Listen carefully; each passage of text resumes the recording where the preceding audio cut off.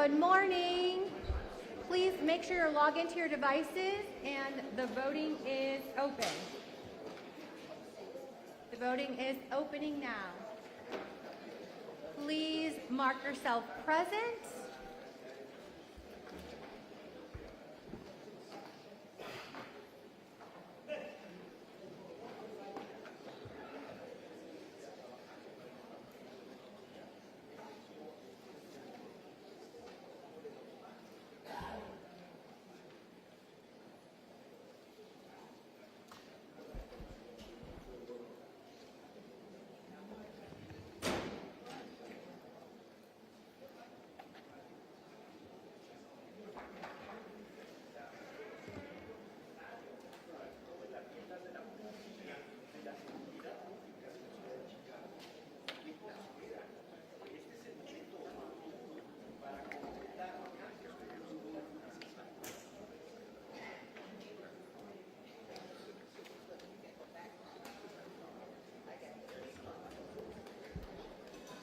I will now call anyone who has not casted their vote for a voice vote. Alderman Hopkins? Present. Alderman Robinson? Present. Alderwoman Gutierrez? Rule 59, please. Alderman Gutierrez is not present. Alderman Lopez. Oh, it went through. Present. Alderwoman Coleman is not present. Alderman Curtis, not present. Alderman O'Shea, present. Alderman O'Shea is present. Alderman Mosley, not present. Alderman Conway, Present. Alderman Conway is present. Alderman Villegas, Alderman Villegas is not present, and Alderwoman Coleman is present. Anyone I missed? All right, we are now closing the vote.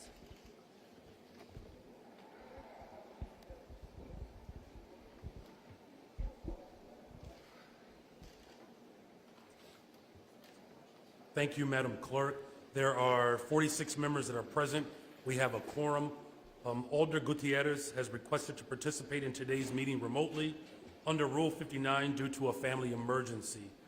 The chair recognizes Alderman Lopez. Do you care to make a motion? Good morning, Mr. President. I move to allow Alderman Gutierrez to participate remotely. Thank you, Alderman Lopez. All those in favor of the motion allowing Alder Gutierrez to participate in today's meeting remotely signify by saying aye. Aye. All those that oppose signify by saying nay. In the opinion of the chair, the ayes have it. Alder Gutierrez is permitted to participate remotely today.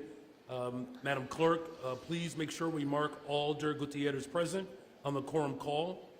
Thank you very much. Please rise for the Pledge of Allegiance. I pledge allegiance to the flag of the United States of America and to the republic for which it stands, one nation, under God, indivisible, with liberty and justice for all. Please remain standing for the invocation, which will be delivered today by Reverend Dr. Kelly, Falschitz of Resurrection Lutheran Church. Good morning, I'm Pastor Kelly Falstich, and I bring you greetings from my folks up at Resurrection Lutheran Church in the 44th Ward, and a word of gratitude for the work that you do in the spirit of peace and justice and safety and equity for all who live and visit our city. For today's invocation, I pray. Gracious God, throughout the ages, you have set forth leaders to guide your people in caring for community and creation and commerce, intending to the vulnerable, children and elders, migrants and neighbors, workers and those who so often go unseen. Gracious God, in this time and place, we ask you to send forth the same leaders here in this room and in all of our wards, leaders to guide your people in caring for community and creation and commerce, intending to the vulnerable, in seeing one another's humanity, in honoring one another's worth. In Jesus' name, amen. Amen.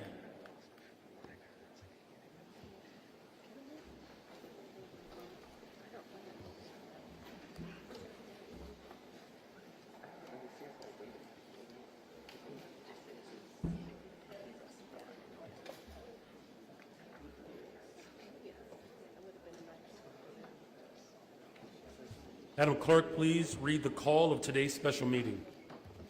The following call for a special meeting of the City Council was filed in my office on Wednesday, September 20th at 9:58 a.m. Dear Ms. Valencia, I hereby call a special meeting of the City Council of the City of Chicago to be convened at 10 a.m. on Wednesday, September 27, 2023, in the City Council Chamber in City Hall, for the sole purpose of receiving and considering for final passage a committee report regarding the confirmation of Superintendent of Police and for no other purpose whatsoever. Very truly yours, Brandon Johnson, Mayor. Thank you very much. This is now the segment of today's meeting where public comment is welcome.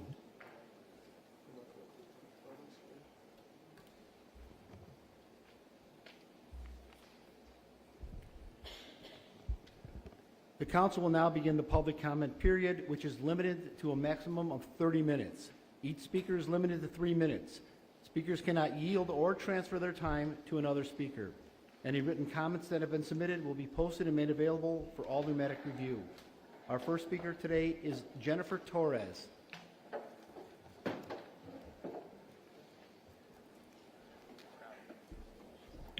Good morning. My name is Jennifer Torres. I'm speaking today as a mutual aid volunteer.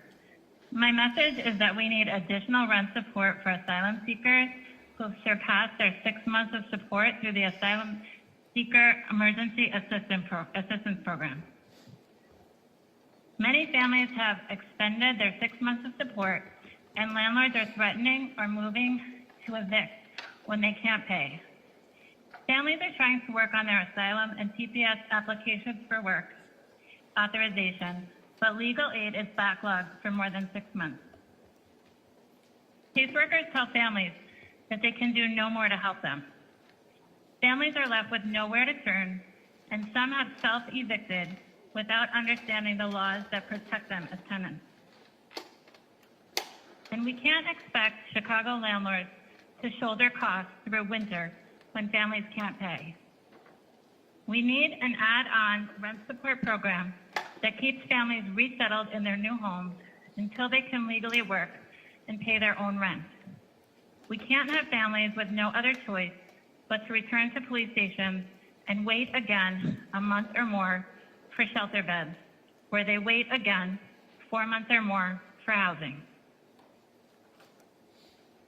I know the city is overwhelmed with every arriving bus, but we need at least a year-long resettlement plan. With my remaining time, I need to shout out my fellow mutual aid volunteers. Since the first bus arrived over a year ago, regular Chicagoans have stepped into the chasm to feed and clothe our nuevos vecinos, our new neighbors, as well as to provide bedding, access to medical and immigration services, connections to housing, and welcome them to our beloved city with open arms.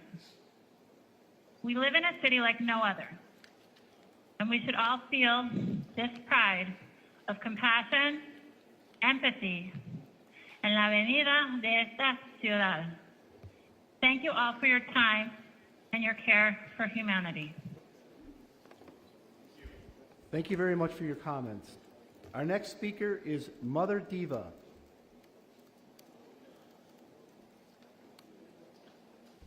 Good morning, Mayor Johnson and members of the City Council. My name is Valencia Dantzler, better known as my stage name, Mother Diva. I'm a community activist, host of Mother Diva's House, an internet TV series, election campaign strategist, and more importantly, I am the Madam Ambassador of House and electronic dance music, which is why I'm wearing this house necklace, and I am known globally for my brand. My comment is directed towards Mayor Johnson. I produce house and electronic dance music, health and wellness DJ sets across the street at Daily Plaza for the noontime lunch break. These events are educational and informative. We give out information on how to detox the body, survival information as in having a power generator, to investing in gold and silver, all wrapped up in house music. Last year, when you were commissioner, I had no idea you were running for mayor. I reached out to your office to invite you to Daly Plaza as a guest speaker to educate my audience in what the role of a Cook County Commissioner is, because a lot of residents are not informed on the definitions of these positions. You were unavailable. For my 9-year anniversary, April 16th, I reached out again. You were unavailable. At this time, you were running for mayor. I booked May 1st and requested you again with no response. Well, I checked the weather and May 1st was going to rain. So Daly Plaza rescheduled for May 15th, but I would miss your inauguration, but I had no other choices. Well, as I was about to resubmit my application, your team booked it for a post-inaugural ball. So we all reached out to request I opened for you with my event and no response. So I came down for the event and was told your meet and greet ran over and your ball at Daly Plaza was canceled, which means I could have had my event at noon. So now I've booked for Thursday, October 19th, for house music dedicated to World Juvenile Bone and Joint Awareness Day, and Alderman Yancey is scheduled to spin as the DJ. So I am aggressively requesting you, Mayor Johnson, make this up to me and attend the event for a few minutes on your lunch break, and I will be more than happy to have my sponsor, Protein Bar, give you a sandwich for lunch. So please have your scheduler pencil you in, and I hope the rest of the city council attends and spend their lunch break, and hallelujah to you all. Thank you. Thank you very much for your comments. Our next speaker is George Blakemore.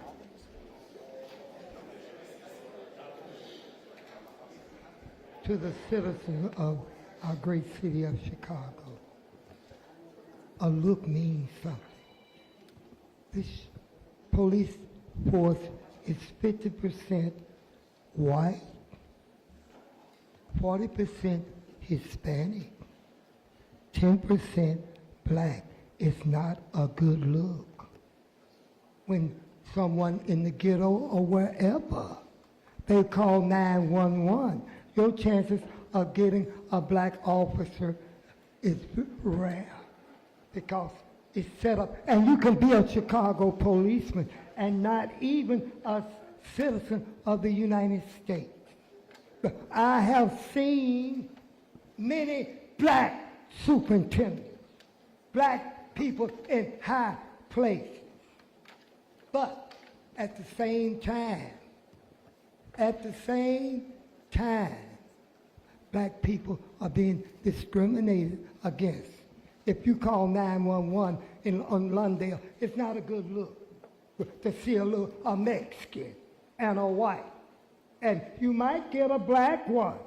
And black leadership is silent. Why are they silent? Maybe it's something wrong with us. Maybe what happened to us on that plantation affect our mindset. Having a black mayor doesn't trickle down to justice and equality for black people. Now, I waited to speak in this mic, the power of the spoken word. What is going on here? A little Democratic machine. Where are the Republicans, the liberals, or some other party? Are we in China, where a one-party system, where everybody 69 each other? Ooh, you said 69. Yes, I did. A 6 and a 9. And you can think of something else. I'm saying something is evil here. It's not a good look. It's not a good look to have 50% of the policemen are white, 40% are Hispanic, 10% are black. But you're going to get a black superintendent. We had many black superintendents, and we had other black mayors. That black in high places don't go with me. The game is being played. And it's being played on black people. You don't have the number. You've been gentrified out of the city of Chicago Thank you, Mr. Blakemore. Our next speaker is Messiah Travis.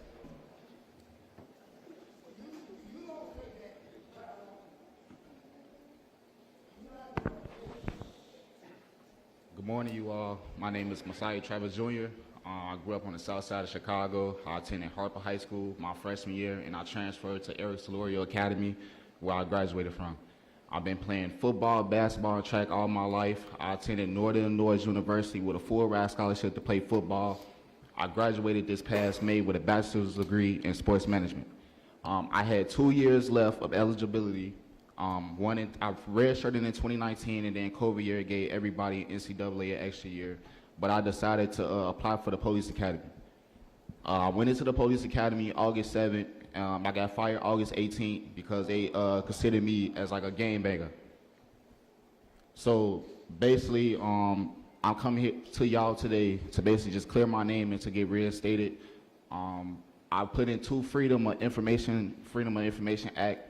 One of them was just a full background check of what was going on with the incident. They say it was no response, no record showing. I also put in a record of basically like just the reason why I got fired. They said the wrong department, so I went into the right department, and they still like didn't submit the request yet. I've been waiting for like 15 days. They did a whole time extension, and yeah, so I'm just trying to clear my name and get reinstated. The reason why they fired me is because a recruit allegedly said that I said on BD they're gonna take me out the hood. I was talking to another recruit, and basically they was ear hustling. They said it was somebody else, but then they ended up putting it on me, and they ran from there. To say, sir.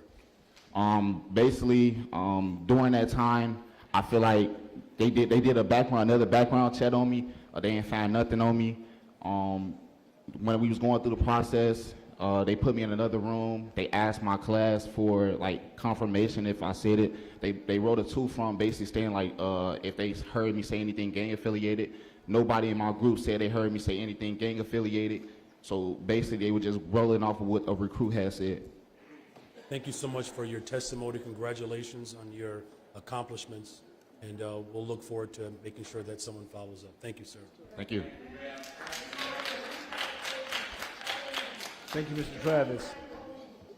Our next speaker is Reverend Beth Brown.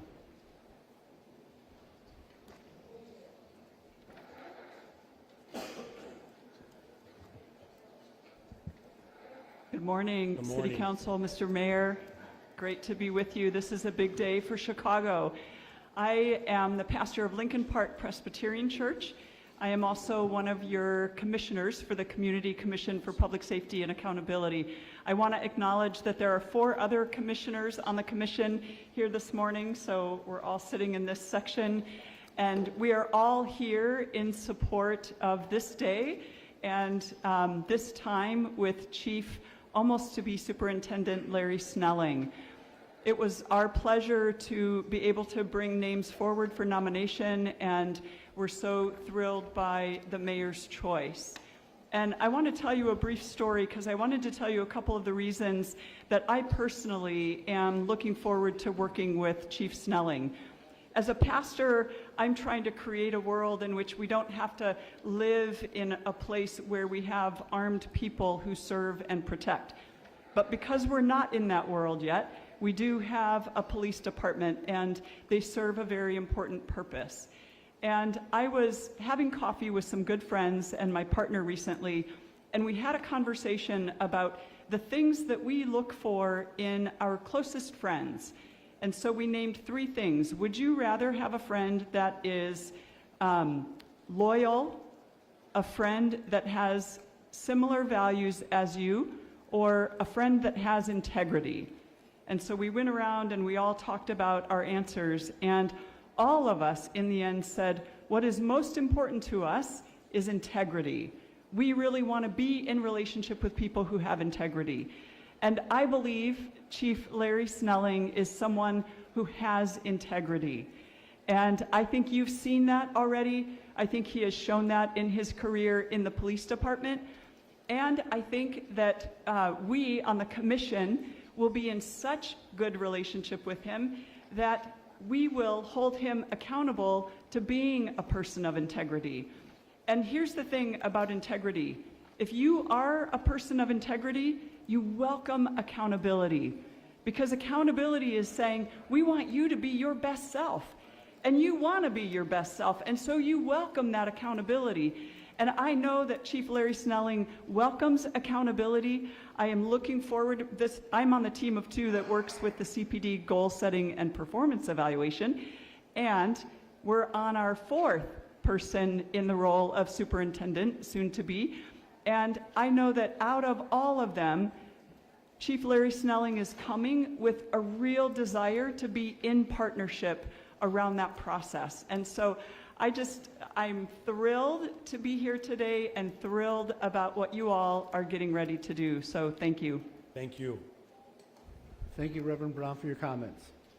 Our next speaker is Arnie Duncan.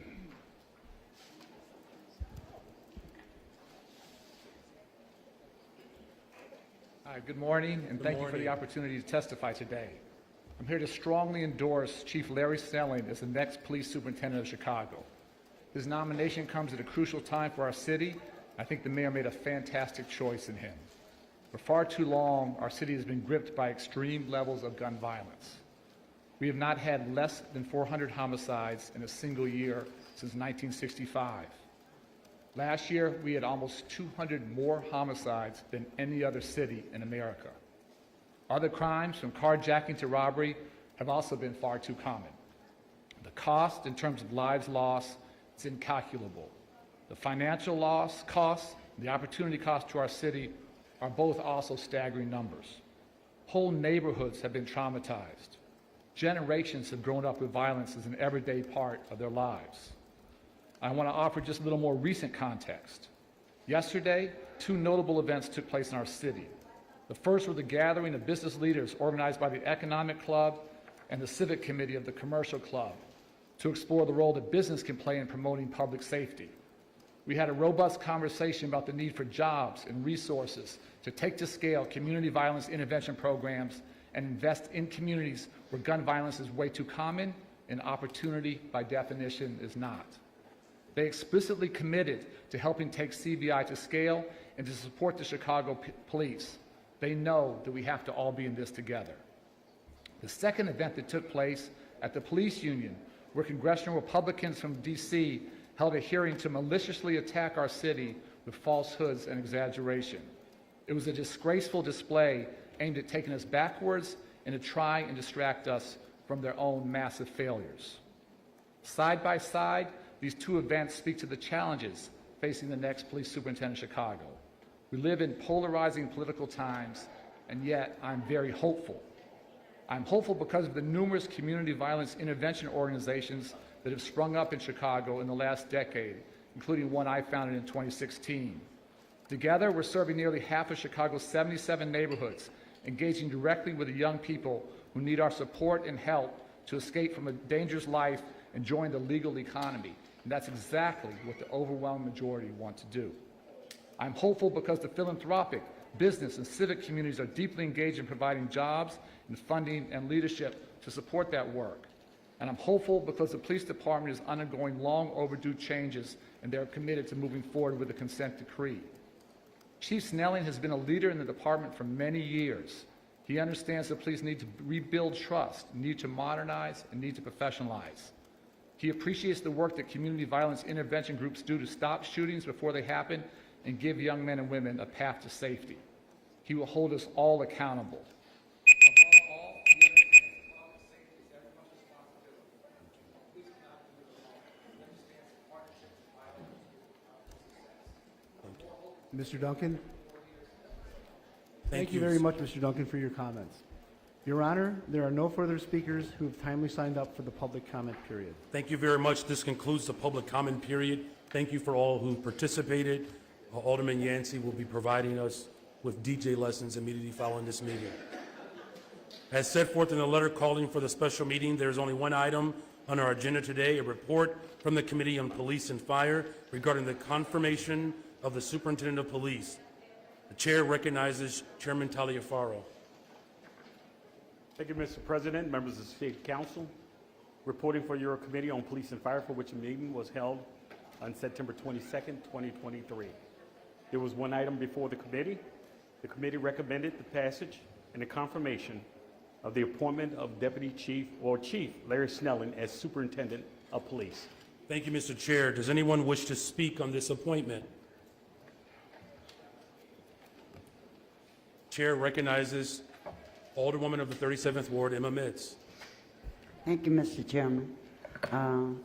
I stand to support this appointment, and I'm very happy to know that we are bringing the superintendent from within the city of Chicago.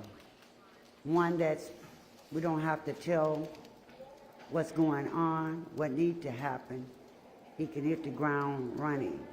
And we are looking forward to working with you, Superintendent, to continue those engagements, the concerns that we have in our community. Where we was at 4 years ago, we're in a different place now.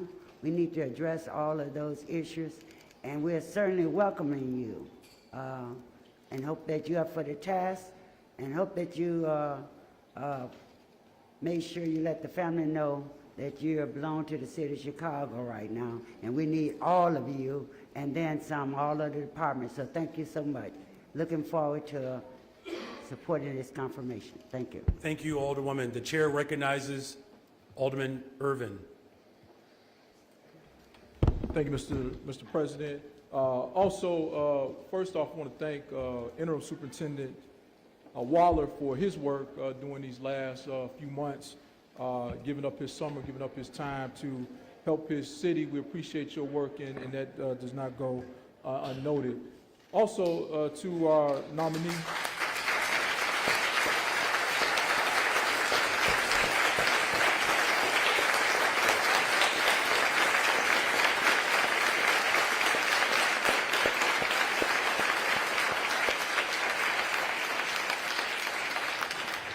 It's the shortest summer he's ever had, Alderman.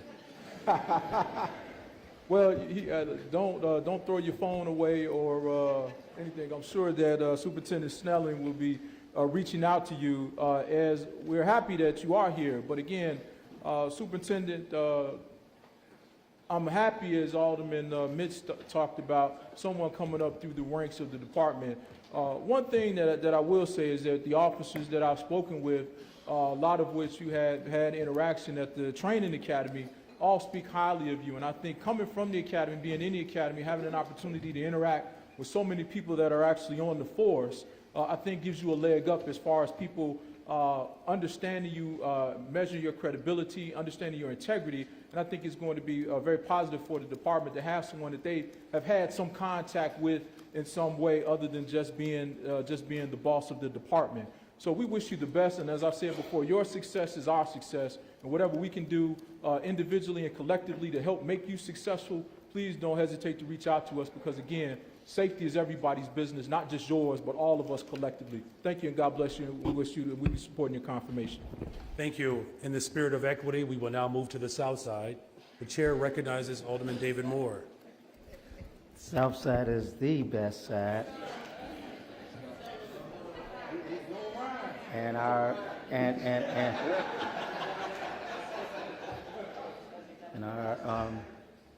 superintendent that we are about to confirm will concur. Coming out of Hinton School, there's nothing like being at Hinton Elementary School and going over to St. Paul and getting our candy, right? And so I'm not going to repeat everything that we said in committee, but I do want to highlight something that I want this city to really take into account and be happy about. Chairman Irvin recognized Acting Superintendent, Interim Superintendent Waller. That's critical, you all, and the reason why it's critical, not only that he came back, people need to be mentored in life. And we did not know this day would come, right? And he has mentored Chief Snelling over the years. Unlike any time when there was a transition, this is probably going to be the most seamless one, in my opinion. Factually, I know that already. It's my opinion and it's a fact. But it's going to be one that, there's both. And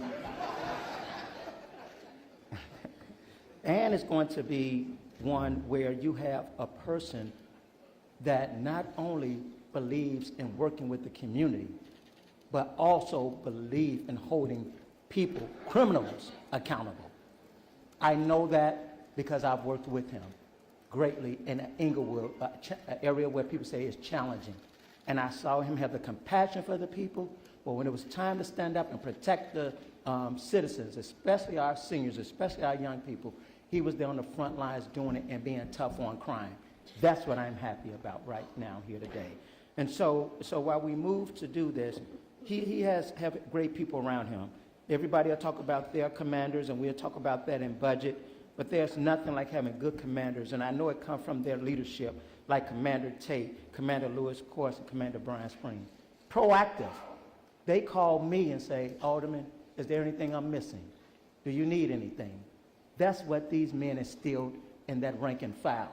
And so at the end of the day, what Chairman Irvin said about the respect that he has among the men and women, all of the morale that's back here, that's a positive thing for this city. And Mayor, you have made a good selection, and I commend you for that. And my final thing, and everybody know I'm a little direct sometimes.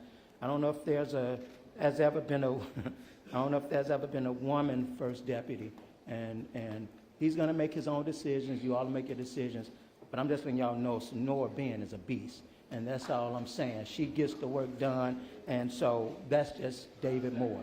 You second that, right? All right. So thank you so much, and I definitely stand in support of this appointment, and you have my full support, 100 grand in terms of what you're going to do. And Brian McDermott is over there. I hope in your decision making you keep him in his role because he has done an excellent job and has been very responsive. Thank you so much. I appreciate it. Thank you, Alderman. Thank you very much. The chair recognizes Alderman Raymond Lopez.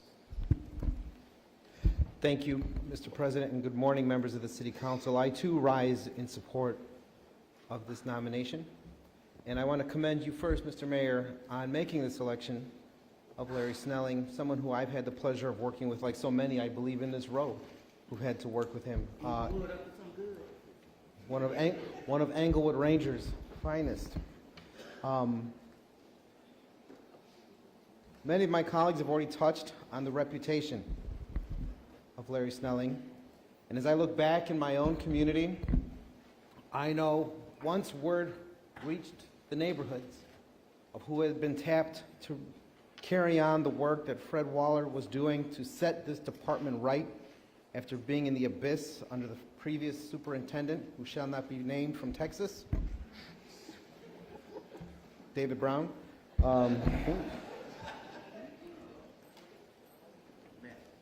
Everyone was elated. Everyone had smiles on their face because they knew with great fondness the man who came to their neighborhoods, the man who came to their block parties, the man who was a welcoming beacon for children who needed a role model in a uniform standing in front of them. It's a testament to his character, because that carried on even in the academy. I have recruits who tell me that when they had issues, rather than being dismissed, they were listened to, they were engaged, they were called upon by the man sitting in the booth today just to see how they were doing, to avoid situations like what we just heard not too long ago. Their families, their friends all saw a compassionate leader who believed in the department, who believed in procedure, but most importantly, believed in the people that he would be asked to lead today. And now more than ever, Mr. President, we need a superintendent who believes in his officers, who believes in his department, and believes in his city. There is so much politics working against every single person here in this room. There is so much politics, so many narratives, so many agendas out to disrupt the most basic covenant of government, which is to keep our citizens safe. I believe our new superintendent will be able to meet those wins head on. That he'll be able to stand firm when the politics of this building and out try to tear him and his department down for the sake of creating a police-free society. We are not here to pick a superintendent to be the last superintendent. We are not here to promote abolishing the department, because only those that think that are pursuing a fool's errand. We are here to show that you can have constitutional policing, safe policing, and proud policing all in the same city. Larry Snelling will prove that that is possible. He will stand up for us, with us, to the end. I encourage all of you who have never had the chance to get to know him the way we have, to open up your calendars and get ready. Because I am sure after he sets the tone in his department, he will be setting it across this city in every district, letting them know what the standard is, what to expect, and how all of us should be proceeding moving forward. Where police accountability lies, I'm sure he will be calling on community accountability as well. Because we can't blame them when it's our babies acting a fool in the street.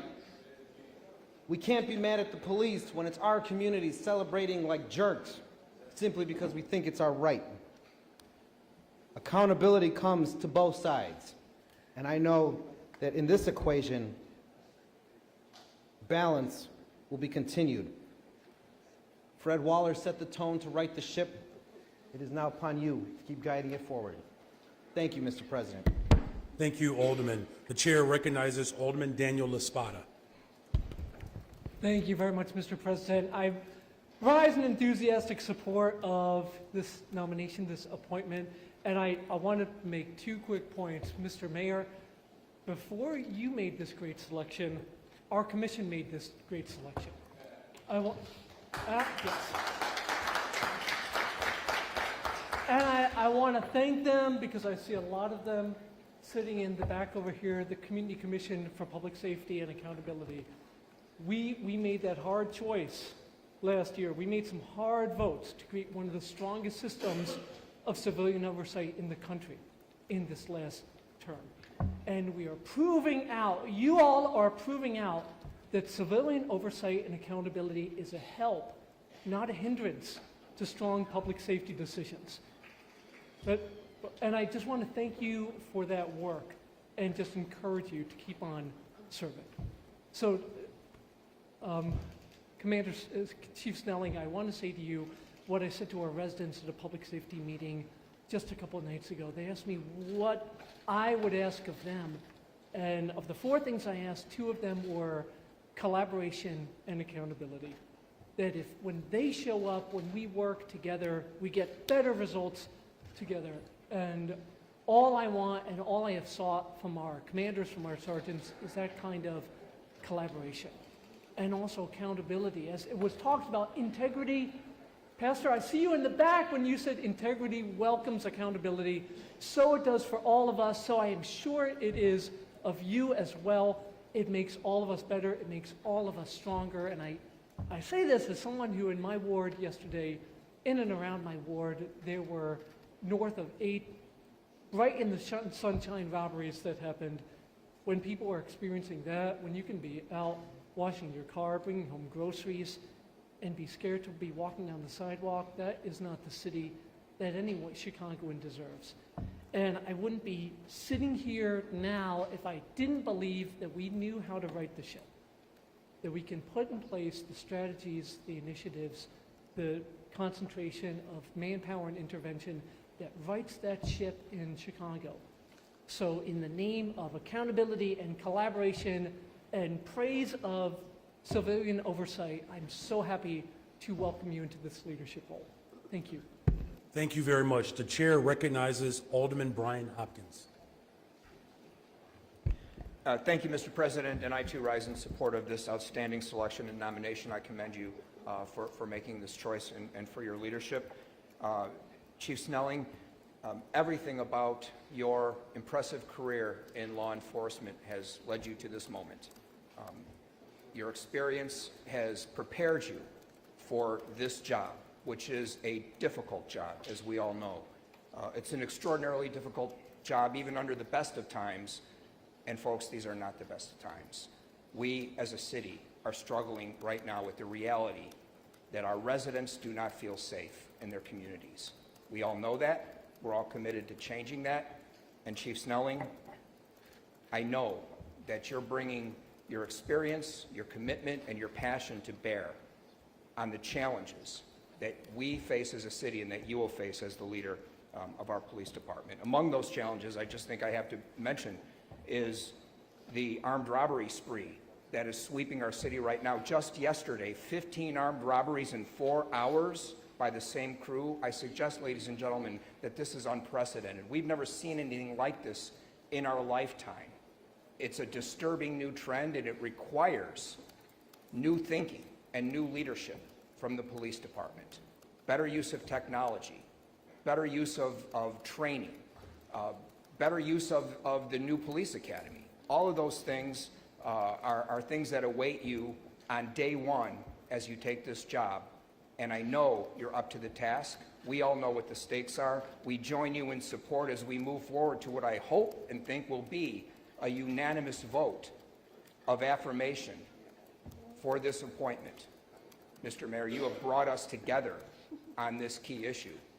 Chief Snelling, I know you won't squander this moment. We send you to your new job with the full support of this body and with the support of the citizens we represent. Thank you, Mr. President. Thank you, Alderman. The chair recognizes Alderwoman Stephanie Coleman. Thank you, Mr. President. You know, they say the west side is the best side, but it's all good in Inglewood.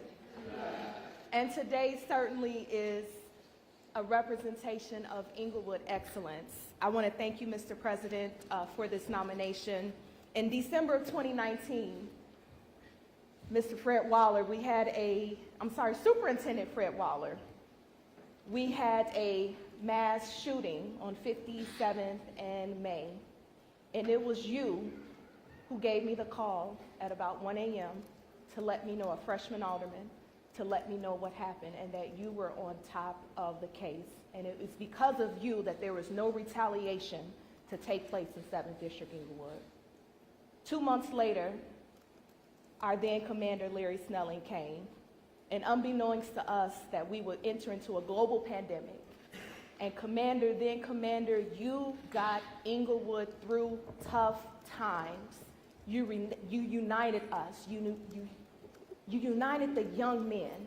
You united the violence prevention groups who had not even talked or spoken to each other, but was doing the work. You made everyone come together, and you exemplified Inglewood excellence in assisting the Inglewood Five and just bringing us back together, getting us back to family and speaking to each other and bringing Bike Patrol back. And I can't thank you enough for just being a breath of fresh air back home. Now, I share you with Alderwoman Taylor in the 20th Ward, but certainly we are excited for your future. We're excited. I don't think there's a community in Chicago that you have not touched. And I want to thank you in advance for making a difference and making an impact and working with us after that last experiment a few years ago. We are appreciative of your service to our city. Thank you for coming back, Superintendent Waller. I cursed the day he was taken from 7th District, and I cursed the day you had retired. But certainly, I bless the God that we serve for bringing you both back and serving in the capacity that you have. God bless you. And if Messiah is here, I don't know what the future may hold for you, but I know who holds the future. And I hope that you see that someone who came from Inglewood can be at the top of this department. Certainly, I hope you are inspired that you too will be something and someone. And we are proud of you being first generation college graduates. Thank you. Thank you very much. The chair recognizes Alderman Andre Vasquez. Thank you very much, Mr. President. I want to first echo my colleague Alderman Laspada's comments. We had seen in the last term what it looks like when public safety was not working right, where we were all fighting amongst each other to try to move a city forward. I know Alderman Laspada referred to it as some tough votes. It was more than tough votes. We had to fight to get a civilian oversight board going. It took years even before that. So I want to commend some of the folks who helped and get that and getting that together. Right, Alderman Osterman, Alderwoman Hairston, Alderman Sawyer, and Alderman Carlos Rosa for putting together the first pieces of legislation that then led to the conversations that got us here. I also want to thank our colleagues, Alderman Martin, Alderwoman Taylor. When we were tough times with different groups that are part of the same movement, fighting amongst each other to try to figure out what accountability looked like, it took all of us, along with Desmond, now Alderman, to work to get that going. And so it was a fight that led to what I believe is a really great system that led to making our mayor's job a little bit easier by presenting some nominees where it was a hard choice, but we knew they were all good ones. And so I want to commend everyone who's part of CCPSA, not just the board, not just President Driver, also the district councilors and everyone who created the system and really went through a nationwide community process to end up with these nominees. And I think we're seeing the best of those results. I want to thank you so much, Mayor, for thinking through and picking someone who is a son of Inglewood, someone who cares not only about the safety, but about the officers and their well-being and their mental health. Last term, we were trying to fight to make sure that those supports were increased, knowing that the way the city was working, officers could only get up to 10 sessions of therapy if they needed it, and then had to prove that they needed more, which I believe is inhumane when thinking about the folks who are doing some of the hardest jobs in government. So to have somebody who is clearly thinking about that and clearly thinking about bringing us all together is something I believe we're going to be very well served by. Our officers, I want to give credit because during the last term, although it went unspoken, it was very loud and clear that there was a little bit of a lack of confidence in the leadership from the top down under David Brown. I think many of us had these conversations with each other, but many of the people on the force, after feeling burnt out and not being able to take days off through a pandemic, felt beaten and didn't feel the kind of team that allows them to do their best as they're being burnt out. So I think the fact that we have somebody in leadership now that comes from the force that people can feel more confidence in leads to better results. And so I want to thank you for taking it on. I want to thank Interim Superintendent Waller because you all kind of helped heal some of what we felt was a rift. We would ask for answers from the past Superintendent Brown. We would not get them.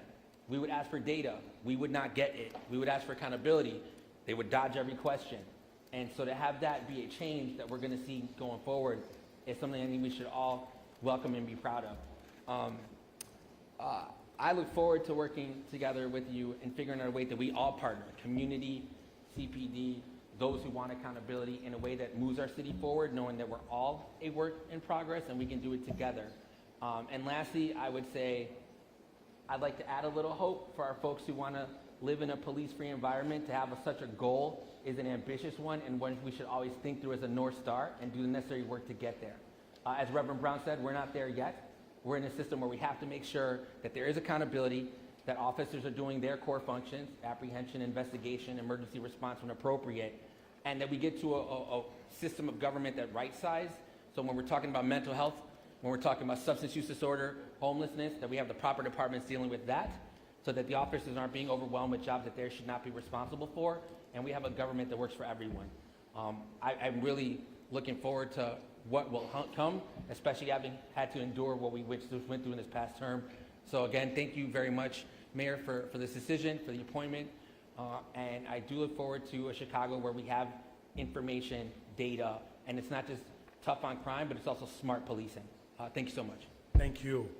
Thank you. The chair recognizes Alderman Nicholas Spazzato. Thank you, Mr. President. Thanks for the nice pause there. Makes me feel special. I am special. First, before I start, I just have to brag a little bit about myself. I believe I was ahead of my time, and my good friend Fred Waller's laughing already over there. 3 years ago, when I thought the city wasn't headed in the right direction, I offered a suggestion to the head of public safety about, I said, I think we need a little help here, and I said we should bring Fred Waller back to help right the ship for a while, just to make some recommendations. That didn't seem to work too well. 3 years later, here it is, Mr. President, you come up with a great idea about bringing Fred Waller back to right the ship for a while. So it looks like I was 3 years behind then. You were So 3 years I couldn't do behind. anything about that.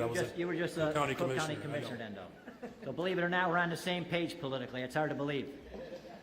But once again, great choice. Larry, everybody that knows you, loves you, says great things about you. I haven't even heard anybody say, yeah, that guy's okay. Everybody says great things about you.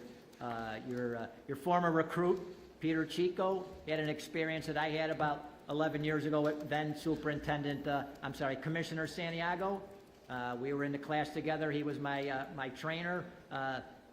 20 years later, he's the commissioner, and I'm an alderman. Peter Chico, 10 years later, he's an alderman, and you're soon to be the superintendent. So best wishes to you with everything. You know, I'm guessing, like some other people said, this will be a unanimous decision. You know, you can count on any of us. Don't be a stranger to the Northwest Side. We do have our challenges on the Northwest Side also.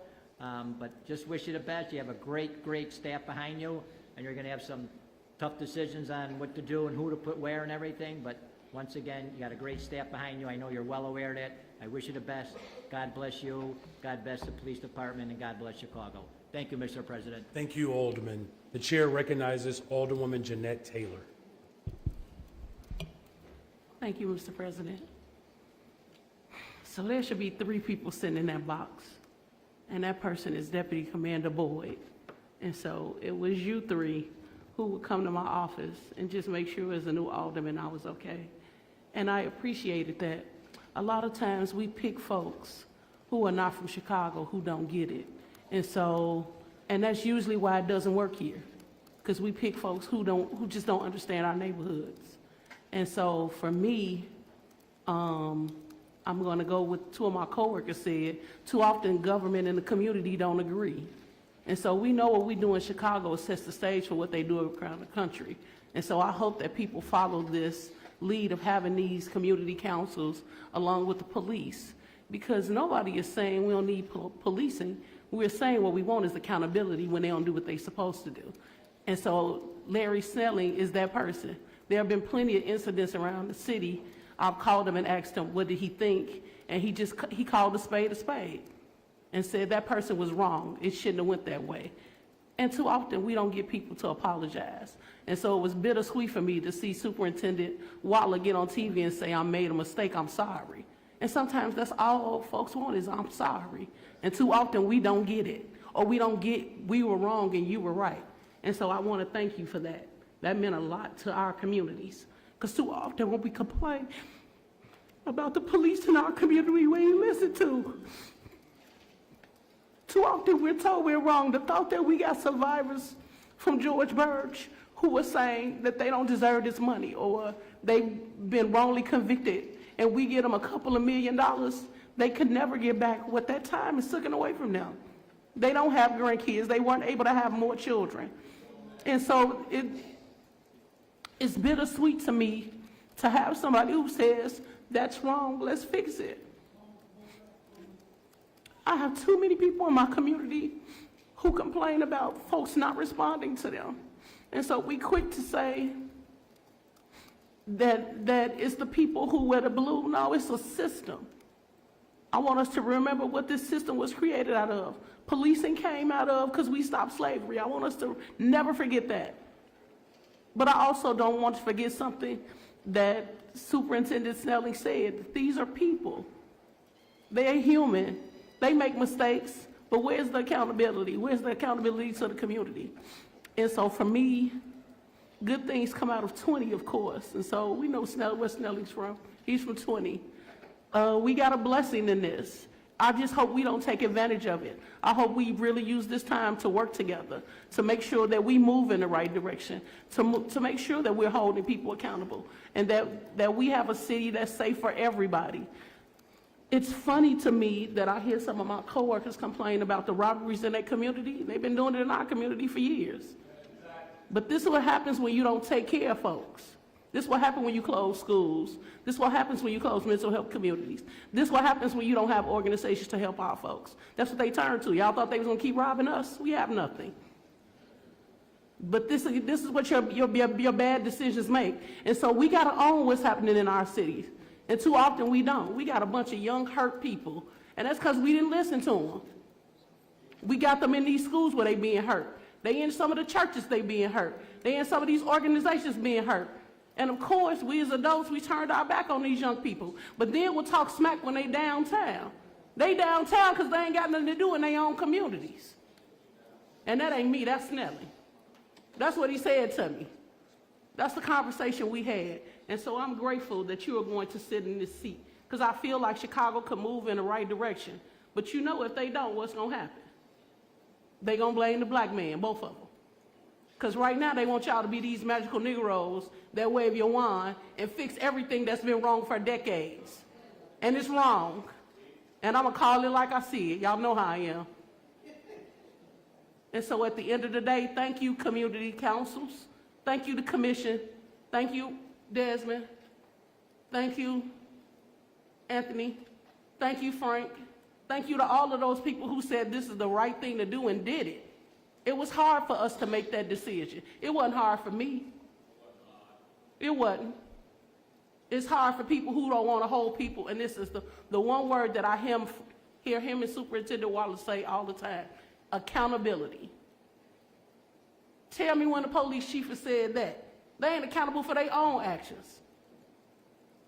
Y'all see, y'all was making noise when Lopez said something about Superintendent Brown, but he was right. Same thing when Johnson, he was right. We cannot have people who sit in seats of power who do nothing. It's a shame it's a black young man sitting behind here say he got kicked out of the police for over some hearsay.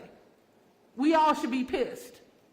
And we all should do something about it. The thought that young black men don't want to be the police, that's on us. That's on us. We got to do something about this system. Because there is no way, it's all these black electeds in here. We're a third of the city, and that's not what any of these departments look like. So we got some real change to do. And I think it starts with CPD. Thank you, Mr. President. Thank you, Alderman. The chair recognizes Alderman Timmy Knutson. Thank you, Mr. President. And I stand to support you, Chief Snelling, for superintendent, echoing many that this confirmation is a long time coming. I'm continuing to hear about your leadership that you've shown in the academy and the district, and please count us as partners in this work. We had a great conversation on Friday. I won't go over it all, but in committee we talked about things like community policing, equitable distribution of staffing and patrol in the districts, and putting a halt to the co-response model to mental health calls. I appreciated your thoughtful answers. We also talked about things like investing in technology in the way other cities have as we work for a much safer Chicago. I want to thank the commission as well for all the work that you did on this appointment and also in our communities at the same time. To the extent possible, I really hope that we grab some of the other talent that we met throughout that process and we brainstorm with those people and also bring them into the pool as we need all the help we can get here in Chicago. One of our public speakers, Arnie Duncan, made a really good point that we as a body and in City Hall need to double down on engaging and supporting the philanthropic, business, and civic communities. Each of the communities has the sole goal of a thriving Chicago. And when I think of Chicago as a thriving city, when we think of Chicago as a thriving city, it rests on finding safety for every corner in the city. Chief, I support you and all of your teams, and in offering my congrats, I want to thank you for taking on this huge role. I know it comes with sacrifice. And thank you to the mayor and the commission for making this happen. I hope this truly is a morale boost for all Chicagoans. Thank you. The chair recognizes Alderman Peter Chico. Thank you, Mr. President. Mayor, 10.5 years ago, I was in the police academy, and this man made me do so many push-ups that now the roles have reversed.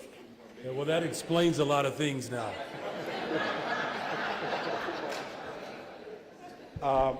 As somebody who just left the police department several months ago to assume this role, I was a part of the department that morale was down. It was down, and we were hurting. after the pandemic. It took its toll on us. No days off, long hours. We have to get back and restore the trust in the police department as far as the officers trusting our supervisor. The role of the superintendent is extremely important to the rank and file on the street every single day. And I can tell you, from a young recruit to now having 10.5 years on the police department, the respect that Chief Snelling commands is bar none, not only from the police, but from the public. And that is what is needed every single day. A lot of things we talk about, they don't matter unless the respect is there. And I am confident that Chief Snelling is going to get that from not only the public, but the police, and I look forward to working with him. Once again, I want to thank Superintendent Waller for his commitment to the city, and also the men and women you see here today that are also putting in the work every single day. They make this city go. I respect you guys. Thank you. Thank you. The chair recognizes Alderman Matt O'Shea. Thank you, Mr. President. I, too, rise in support of this appointment. I'd like to start out by thanking the commission. You know, when they set out on this journey, I think a lot of people in this room were skeptical that people who come from so many different walks of life could put something together. And we all know there was a lot of talent in that pool of people that applied for this position. Well done, folks. Thank you. I'd like to talk for a minute about Superintendent Fred Waller. I agree with many of the things that have been said so far this morning. What we saw in this city and what we saw in our police department, the fracture, the lack of morale, so many cases of officers not feeling there was a leader looking out for them.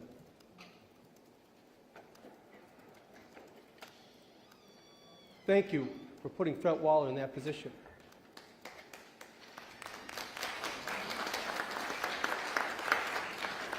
And although there is tremendous work to be done representing a community that has more men and women who serve on the Chicago Police Department, I heard it time and time again. When Superintendent Waller assumed that role, police officers felt, for the first time in a long time, that the head of the department was truly looking out for them, had their back, wanted to do everything he could to support them. I'm talking about mental wellness.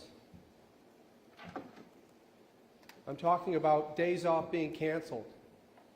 I'm talking about some of the horrible things our police officers see each and every shift across the city. Superintendent Waller, thank you. I only hope that in the coming days, weeks, and months that you can stay involved to help Larry.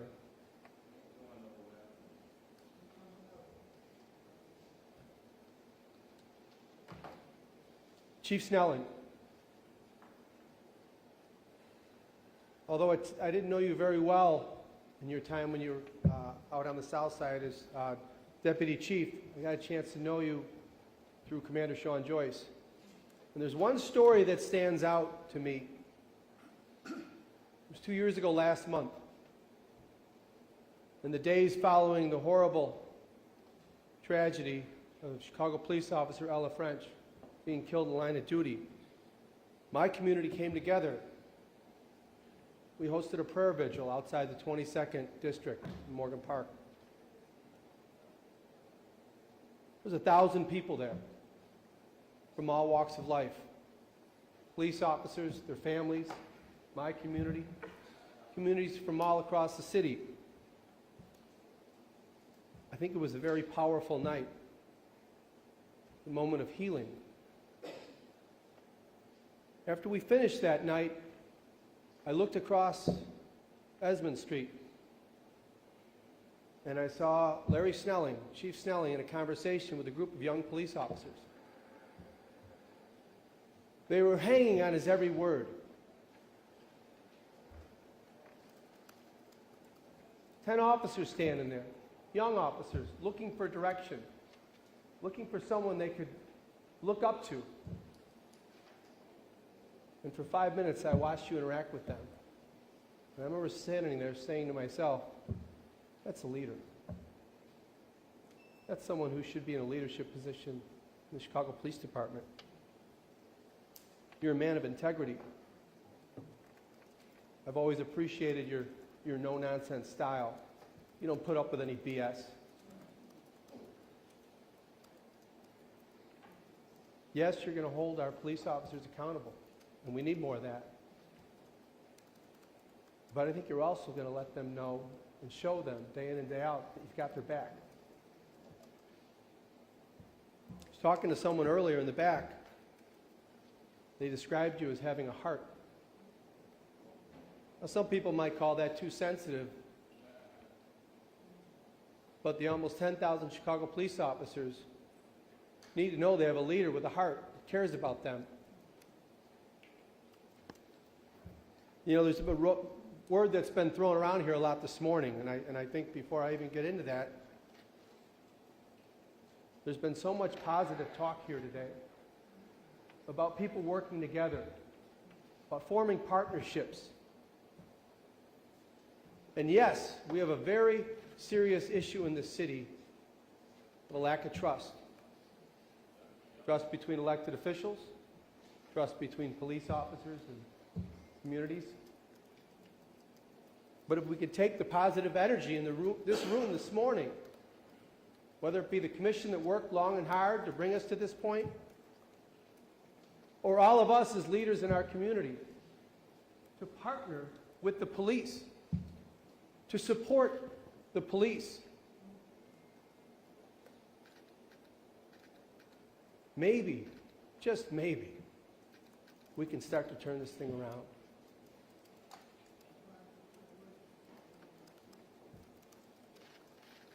Chief Snelling, I look forward to doing anything I can to help you.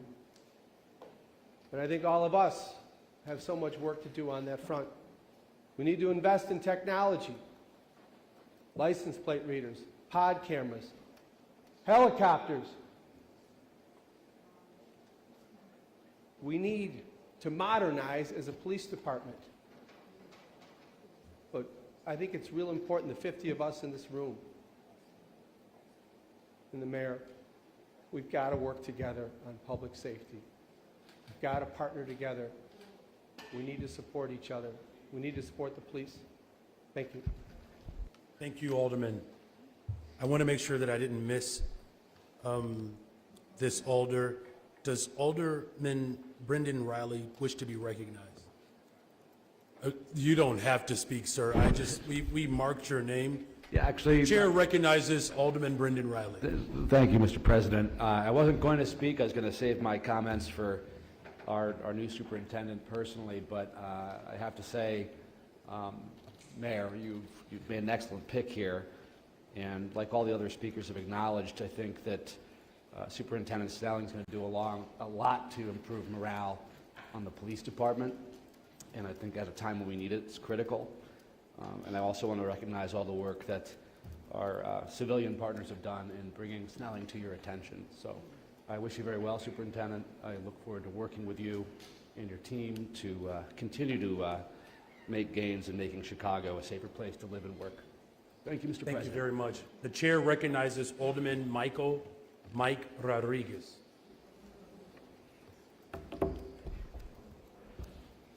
Thank you, Mr. President. And I want to start off with and join the chorus regarding the Community Commission for Public Safety and Accountability and the work that you've done. I'm truly impressed, very impressed by our work as well. We did a good job in creating a policy here that I think works. and the end product is working. So thank you so much for your leadership, Chair Driver and the rest of the commission. You've done good, and you continue to do good.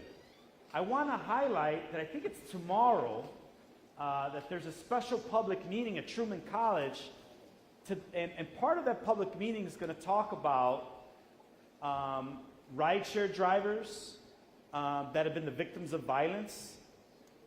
Little village vendors are also going to be a part of that conversation. My friends who are experiencing this string of thefts, I will take you back to 18 months ago when in my neighborhood we had food trucks being stuck up at 3, 4, 5 in the morning. And through some great creative work, we resolved some of those issues. But that thievery went on to our other vendors and have gone on to other parts of the city. We got to come together on this issue. I want to tell, and thank you for having this. So tomorrow at Truman College, I believe in the evening, is that great event, right? So make sure folks attend if you're able. But I do want to tell two quick stories. This morning, Chief, I was at Corkery Elementary School at their LSC meeting.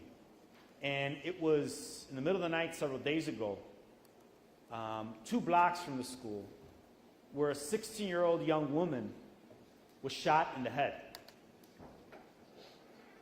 It was the outreach teams at New Life that went out and made sure there was no retaliation and made sure that they shepherded the family. They were there with the family, walking with them every step of the way to pastor to them, to work with them.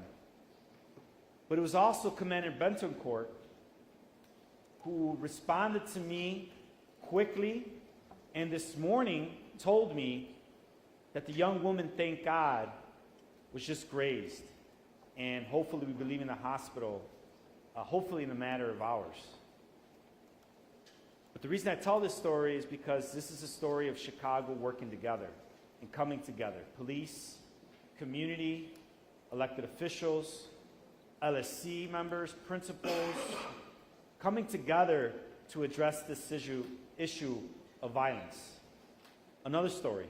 It was last week when Director Gunn Books and I stood on a street corner on 48th and La Crosse in the Garfield Ridge neighborhood with about 40 community members who were up in arms around the fact that day in and day out, they're witnessing men taking advantage of women in the sex trade, if you will. And people were really up in arms about that issue, but Director Brooks was there with myself, with our block club leader, with my precinct captain as well, talking to neighbors about how we come together to resolve that issue as well. So I say that in the fact that I think we've got something good going on in the city of Chicago. I don't think we're all doom and gloom. I thank you for calling me and for reaching out, Chief Snelling, to talk about these issues, to learn about our perspective and how we do things in our neck of the woods. I think we are on a good trajectory, and I think you are very emblematic of that. I think the commission is emblematic of that. I think this process is emblematic of that. And I think the fact that today I expect a unanimous vote on your behalf is emblematic of our city coming together. There's people who try to pit us apart. They try to say that we can't believe in accountability or abolition, or we can't believe in supporting our police all at the same time, because I believe we can. I believe that we need to support our officers because I think it's really, really bad that they don't have enough time to spend with their families. That the mental health crisis has led to record numbers of suicides within the police district, which I think we should all come together and agree that that's terrible. I think we should all come together and agree that there should be accountability of our public servants, all our public servants, including the police. I think when we come together, that's when our city is at its greatest. And I'm glad that we're coming together today to select you as our new police superintendent. Thank you, Mr. President. Thank you. The chair recognizes Alderman Desmond Yancey. Thank you, Mr. President. As the son of retired Chicago police officer and the co-founder of the Grassroots Alliance for Police Accountability and Empowering Communities for Public Safety Coalitions, I too rise in support of this appointment. I'd also like to echo the sentiments of my colleagues and thank Superintendent Waller for his leadership and service during this period. And to the Commission, I can't say enough, the Commission, the community, and Mayor Johnson, thank you for your difficult work in selecting our next police superintendent. As we know, the last couple of superintendent searches really failed to inspire confidence in CPD leadership. But we can trust that the process that was outlined in the ordinance that was passed in July of 2021 and that has worked to bring us Superintendent, I'm going to call you Superintendent Snelling, not just an excellent choice, but the best choice. So good luck to you, congratulations to you, Superintendent, and I look forward to working with you to help keep all Chicagoans safe. Thank you. Thank you. The chair recognizes Alderwoman Mana Hoppenworth. Thank you, Mr. President. It's really quite an honor to be here to thank so many of my colleagues who helped put up the Empowering Communities for Public Safety Ordinance, and Alderman Yancey, your group, Grassroots Alliance. I also want to thank the Commission for doing such wonderful work, including Commissioner Driver and also Pastor Beth Brown. Thank you. I want to thank all the grassroots for getting us here to this moment, because we really need it right now. Thank you, Interim Superintendent Waller, for your work, and also to Superintendent Snelling. I was very impressed during the meeting on Friday, and your words about what we needed to do moving forward. Everyone has to play a part, and I appreciate what you said about wanting to keep everyone safe, no matter who they loved or their race, ethnicity, how much money they have in their pockets, their zip code, or their citizenship status. I know that you will be held to your word, that you will do that for everyone, and doing it through building community, bringing people together.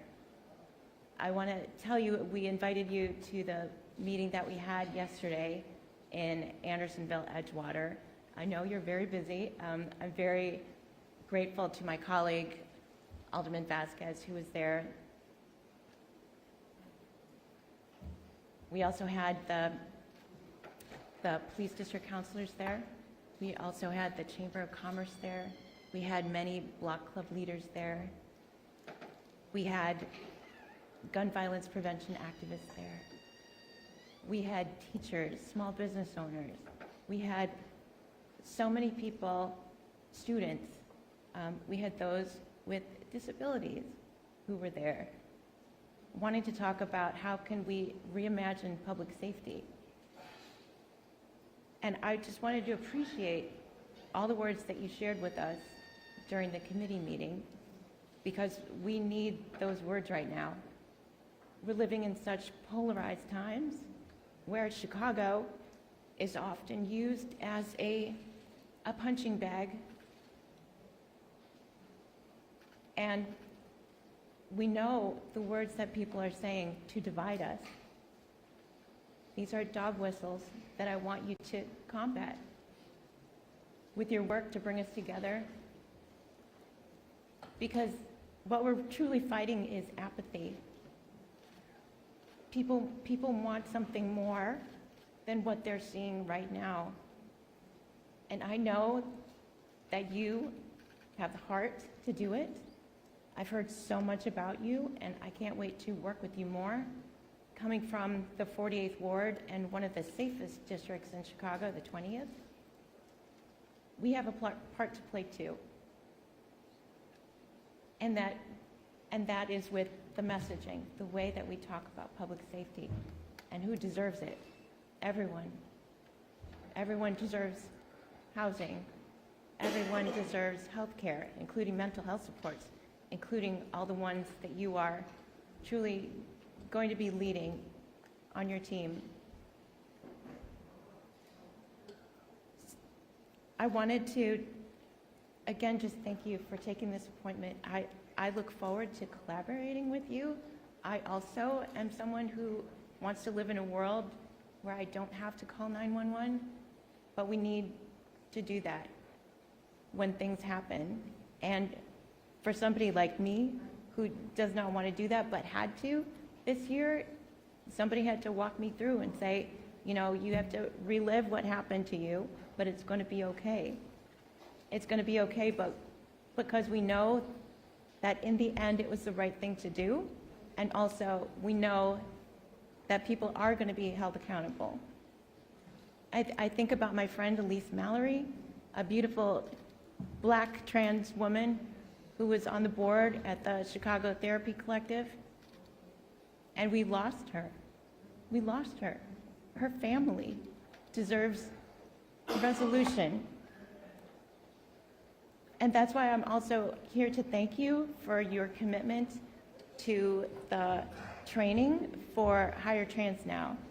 And you said on Friday that not only are you going to take that training, but you're going to take others with you. And I know that's really the spirit of where we are right now, bringing others along. And I look to all of my colleagues to help Superintendent Snelling do his job well, and I'm here for it too. So thank you. Thank you for taking this appointment. Thank you, Mr. President. Thank you, Alderwoman. Before I offer deference to our chair, according to what we have, I have one more speaker before I pass it back to Chairman Taliaferro. And that person, the chair recognizes, unless someone else wishes to speak to this, the chair recognizes Alderwoman Nicole Lee. Thank you, Mr. President. Didn't know the Asian caucus was closing out the accolades here. Congratulations on this appointment. I think you've heard today resoundingly how impressed we are with this choice, that it is somebody from within the ranks of the Chicago Police Department and is so well regarded. I'm going to keep things short. I don't want to belabor all of this, but savor every moment of this. We've got a tough road ahead of us, and we're partners on this. I told you that when we met, and appreciated right away that you were so willing to just jump in. I don't have a big history with you, but I've heard your history with many others, my colleagues and other police members of the police force, who I trust and hold in high esteem. So I wish you well on this journey. I thank you for taking it on, for wanting to do it. I think you got to be a little nuts to want to do the things that we do here. But it takes good people like you and like the rest of us to help move this city forward. And I think you know you've got partners in all of us. I, for one, am looking forward to when people call the police that they feel that police are going to come. And that is the work that we have to do together to help recruit more police officers, that we have more that are reflective of the communities that they serve, and I'm here for all of it. Thank you to Acting Superintendent Waller for all that you've done in your esteemed career, and in particular in these last few months when you came in to really get the ship set up right here and to set up soon-to-be Superintendent Snelling for his next journey here. So congratulations and good luck. Thank you very much. Apparently, there's at least one more, unless someone else wishes to speak, before I pass it back to Chairman Taliaferro. And so with that, the chair recognizes Alderman Lamont Robinson. Mr. President, thank you. As the Vice Chair of Police and Fire, I want to thank you for this opportunity.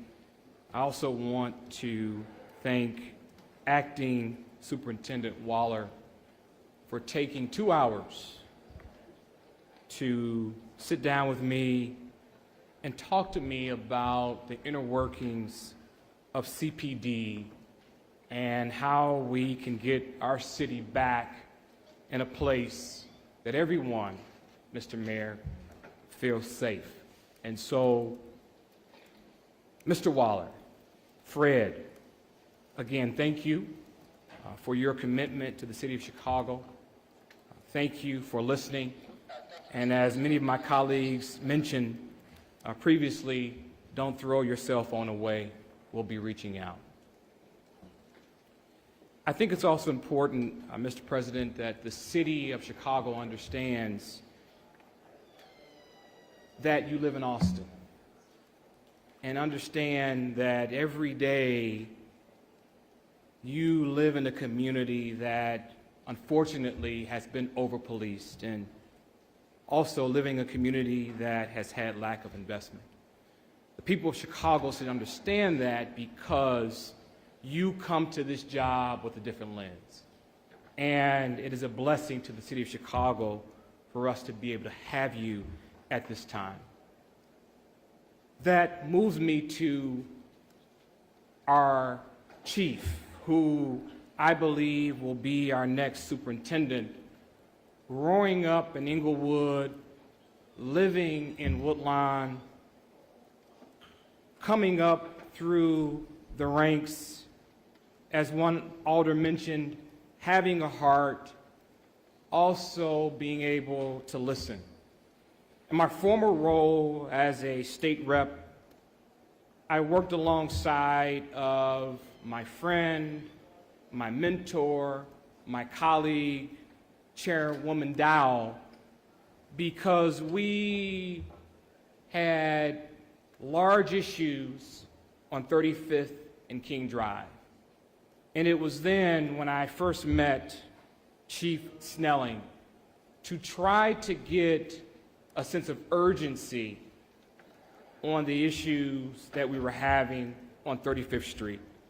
And I found Chief Snelling to be someone, again, that would listen, someone that understood the issues and called out the issues that we were having in the community with the business owners, unfortunately, with the officers that patrolled that area. And I can say that we have been able to move the needle on 35th Street. Certainly, we have more work to do, but I can say that, Mr. Mayor, we have the right person for the job. And I want to thank you for, again, putting Chief Snelling in this position. And I think it's important to speak to the citizens of Chicago that we have somebody that gets it. And to the folks that are in the box and the folks that are in this room, the officers, as the alder mentioned, who spent 10 years of his life in the Chicago Police Department, these are the folks that make our cities move. And these are the folks that will also support Chief Snelling in this extremely difficult job that he will be partaking for the city of Chicago. And so, Chief, on your way to being superintendent, God bless you, God bless your family, and God bless the Department of Police in the city of Chicago. Thank you very much. Thank you very much. I just want to make sure I don't miss anyone. Does anyone else wish to speak? And with that, the chair recognizes Chairman Taliaferro. Thank you, Mr. President. And before I make my motion, I'll be very brief in congratulating Chief Snelling. Chief Snelling, it was an honor to be able to present you in committee for this appointment. I think one thing that became evident to me during our hearing, and that was your passion about your commitment to the city of Chicago and its residents. But not only that, your passion and commitment to the members of the Chicago Police Department, both sworn and civilian. It's because of that passion I know that our department will move in the right direction over your tenure as superintendent. And I look forward to your leadership in the city. And with that, Mr. President, I move that the City Council confirm the appointment of Larry Snelling as Superintendent of the Chicago Police Department by roll call vote. The chair recognizes Alderman Raymond Lopez. Thank you, Mr. President. Can we have this as a voice roll call vote, please? In light of the significance of this vote, Nicholas Sposato, Alderman, has seconded that, by the way. In light of significance of this vote, would like to give a nod to tradition and absolutely ask the clerk to conduct a verbal roll call. Madam Clerk, will you please call the roll? All right, we're going old school. Alder LaSpada. Alder LaSpada is a yes. Alder Hopkins. Alder Hopkins is a yes. Alder Dow. Alder Dow is a yes. Alder Robinson. Alder Robinson is a yes. Alder Yancey. Yancey is a yes. Alder Hall. Alder Hall is a yes. Alder Mitchell. Mitchell is a yes. Alder Harris. Harris is a yes. Alder Beal. Beal is a yes. Alder Chico. Chico is a yes. Alder Lee. Alder Lee is a yes. Alder Ramirez. Ramirez is a yes. Alder Quinn. Quinn is a yes. Alder Gutierrez is on Zoom or online? Yes. Yes. Alder Gutierrez is a yes. Alder Lopez. Lopez is a yes. Alder Coleman. Coleman is a yes. Alder Moore. Alder Moore is a yes. I'm trying to shorten and brief, go faster. Alder Curtis is not present. Alder Shea. Yes, Shea is, O'Shea, I'm sorry, O'Shea is a yes. Alder Taylor. Taylor is a yes. Alder Mosley. Mosley is a yes. Alder Rodriguez. Rodriguez is a yes. Alder Tabarez. Tabarez is a yes. Alder Scott. Scott is a yes. Alder Cicho Lopez. Cicho Lopez is a yes. Alder Fuentes. Fuentes is a yes. Alder Burnett. Burnett is a yes. Alder Irvin. Irvin is a yes. Alder Talaferro. Talaferro is a yes. Alder Cruz. Cruz is a yes. Alder Cardona. Cardona is a yes. Alder Wackespack. Wackespack is a yes. Alder Rodriguez Sanchez. Rodriguez Sanchez is a yes. Alder Conway. Conway is a yes. Alder Ramirez Rosa. Ramirez Rosa is a yes. Alder Villegas. Villegas is not present. Alder Mitz. Mitz is a yes. Alder Sposado. Sposado is a yes. Alder Nugent. Nugent is a yes. Alder Vasquez. Vasquez is a yes. Alder Napolitano. Napolitano is a yes. Alder Riley. Riley is a yes. Alder Knudsen. Knudsen is a yes. Alder Lawson. Lawson is a yes. Alder Gardner. Gardner is a yes. Alder Clay. Clay is a yes. Alder Martin. Martin is a yes. Alder Mana Hoppenworth. Hoppenworth is a yes. Alder Haddon. Haddon is a yes. Alder Silverstein. Silverstein is a yes.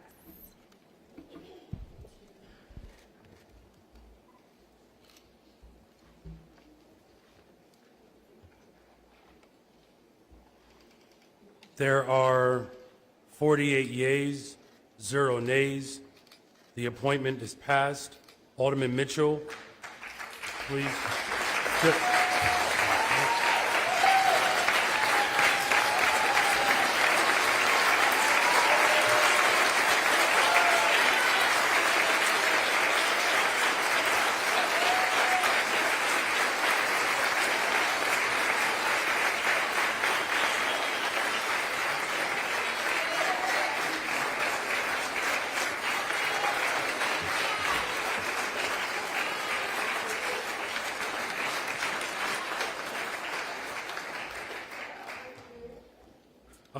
Alderman Mitchell, please, on the motion to reconsider. I would like to be on record to say this is only procedural, so I move to reconsider the vote. All those in favor of the reconsideration of this vote signify by saying aye. All those opposed signify by saying nay. No. This motion has failed. Congratulations, Superintendent Larry Snelling.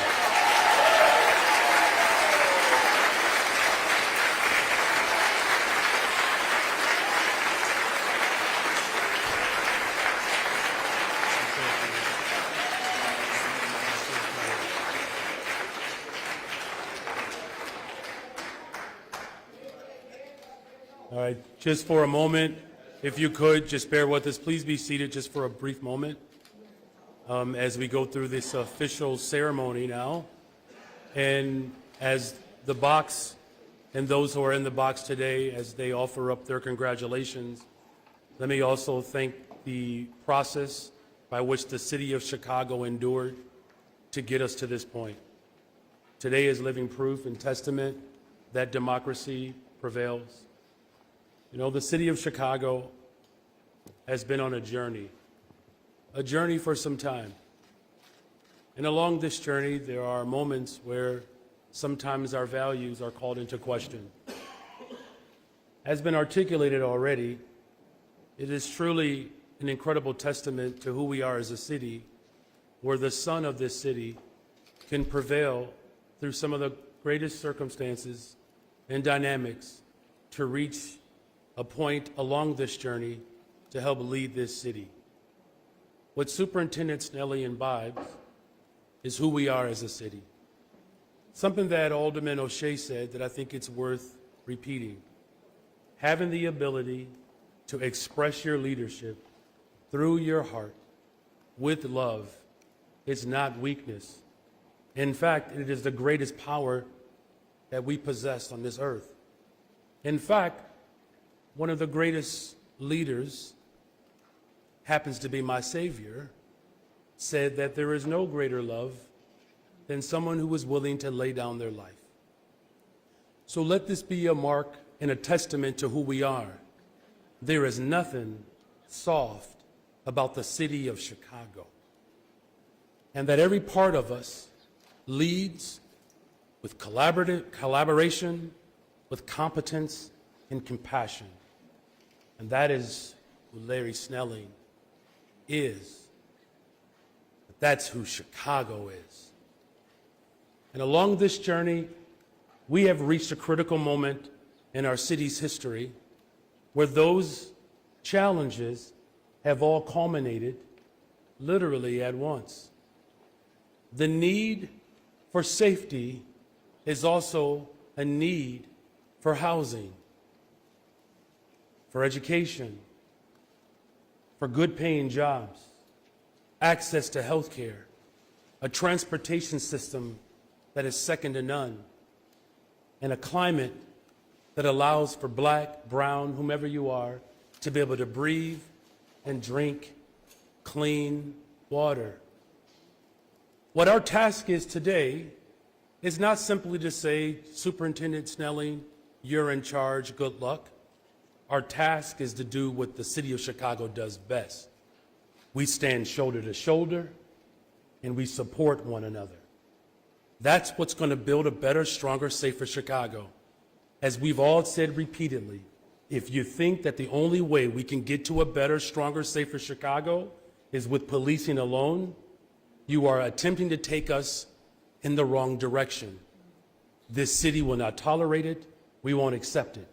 Whether you are walking into your home because you're coming home from a grocery store or you're walking to a school, no matter who you are and where you are in this city, you deserve to not just feel safe, but to be safe.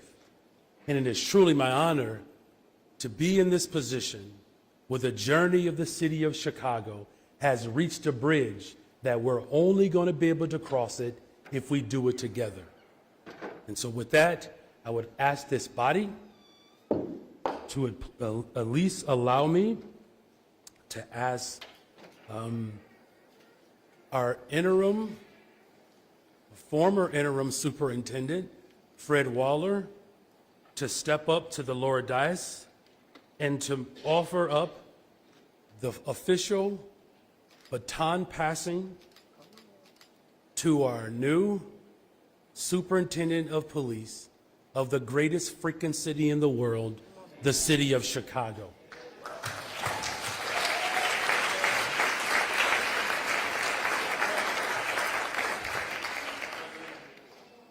The chair recognizes Alderman Beal. I leave to suspend the rules to allow our new superintendent floor privileges in order to address the body. So thank you for that. Leave is granted. A motion has been offered up for Chief Snelling, former Chief Snelling, now Superintendent Snelling, to come before the dais where the official star can be passed, and then allowing him an opportunity to address this body.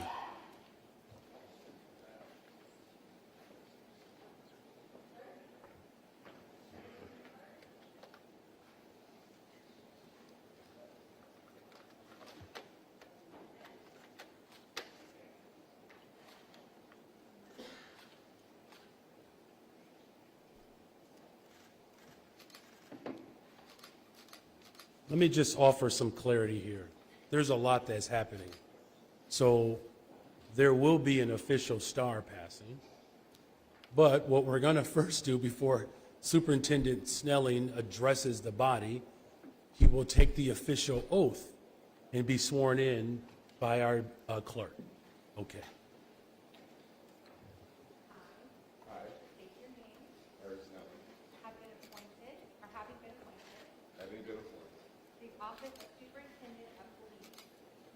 To the office of Superintendent of Police of the City of Chicago, of the City of Chicago, do solemnly swear that I will support the Constitution of the United States do solemnly swear that I will support the Constitution of the United States and the Constitution of the State of Illinois, and the Constitution of the State of Illinois, and that I will faithfully discharge the duties and I will faithfully discharge the duties of the office of Superintendent of the office of the Superintendent of Police according to the best of my ability. according to the best of my ability.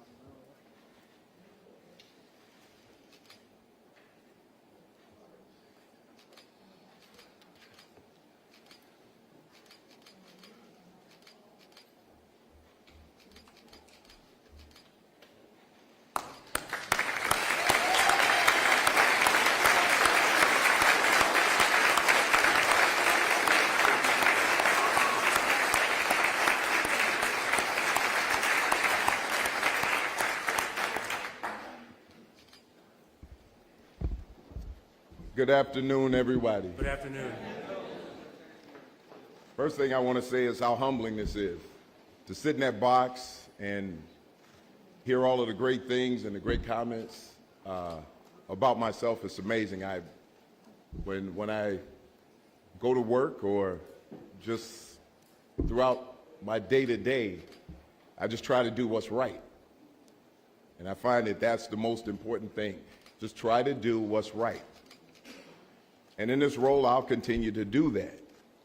But before I get into anything else, let me thank the mayor for your choice. I really appreciate it. We had some great conversations, some tough questions, but I thank you. I know this was a tough decision for you, but I thank you. There was some tough competition, so I really appreciate you choosing me for this position. I'd like to say to Interim Superintendent Fred Waller, still going to be my superintendent, always. What I will tell you,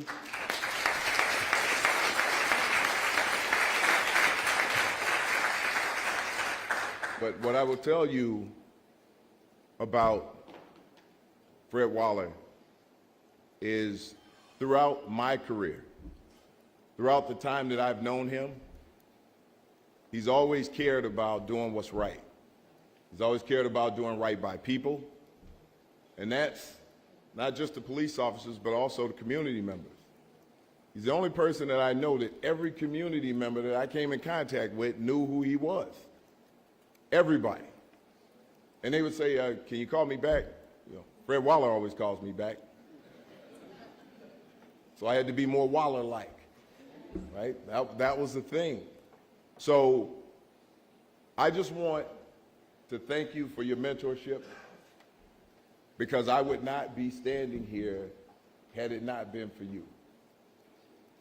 Had it not been for you recognizing me, had it not been for you fighting for me, I would not be standing here before this council. So I thank you for bringing something out of me that I may not have recognized in myself.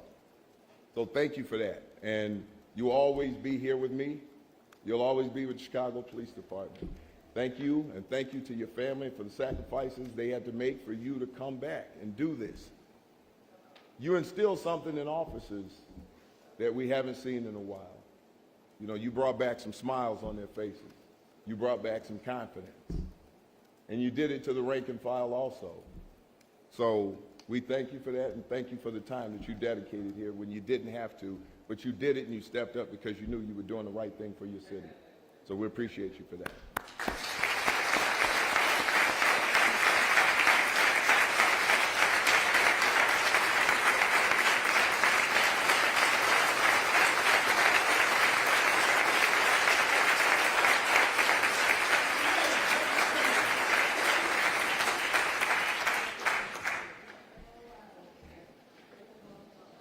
Thank you to the command staff over in the box there, our exempt rank members, our non-sworn. You have no idea how important our non-sworn is in this department.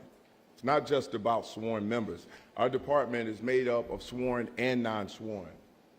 And the work that our non-sworn put in this department and across the city is an amazing thing to do amongst sworn. You know, sometimes we have attitudes, right, because we're sworn. But we can't be separate. We can't be separated. We can't be against each other. We can't have an adversarial relationship. We have to work together as teams, and we have to see each other as equals. And in this is a partnership. And that's how we work together. That's how we're going to continue to work and build upon that. That's how we're going to get better as a city.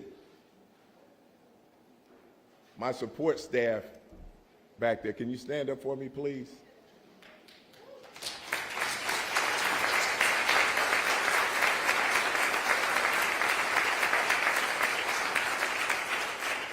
So these are the people in my office on a daily basis I take the bullwhip to.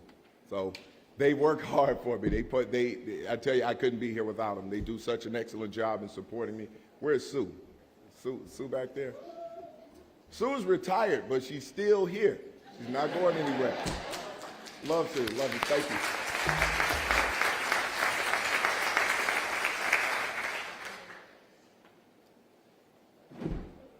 To the commission, thank you during all those interviews for raking me over the coals.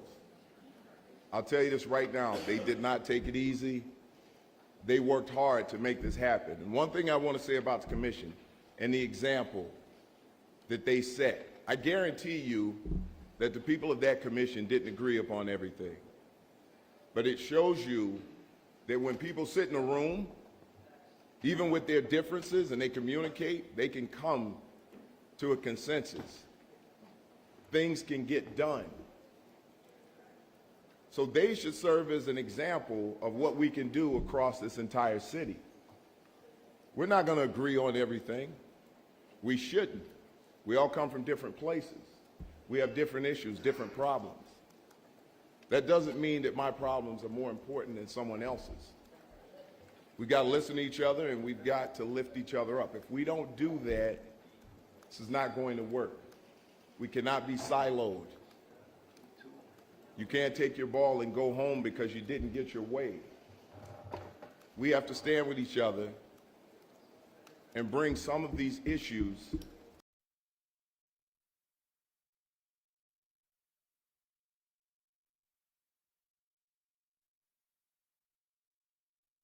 our victims, our survivors of crime.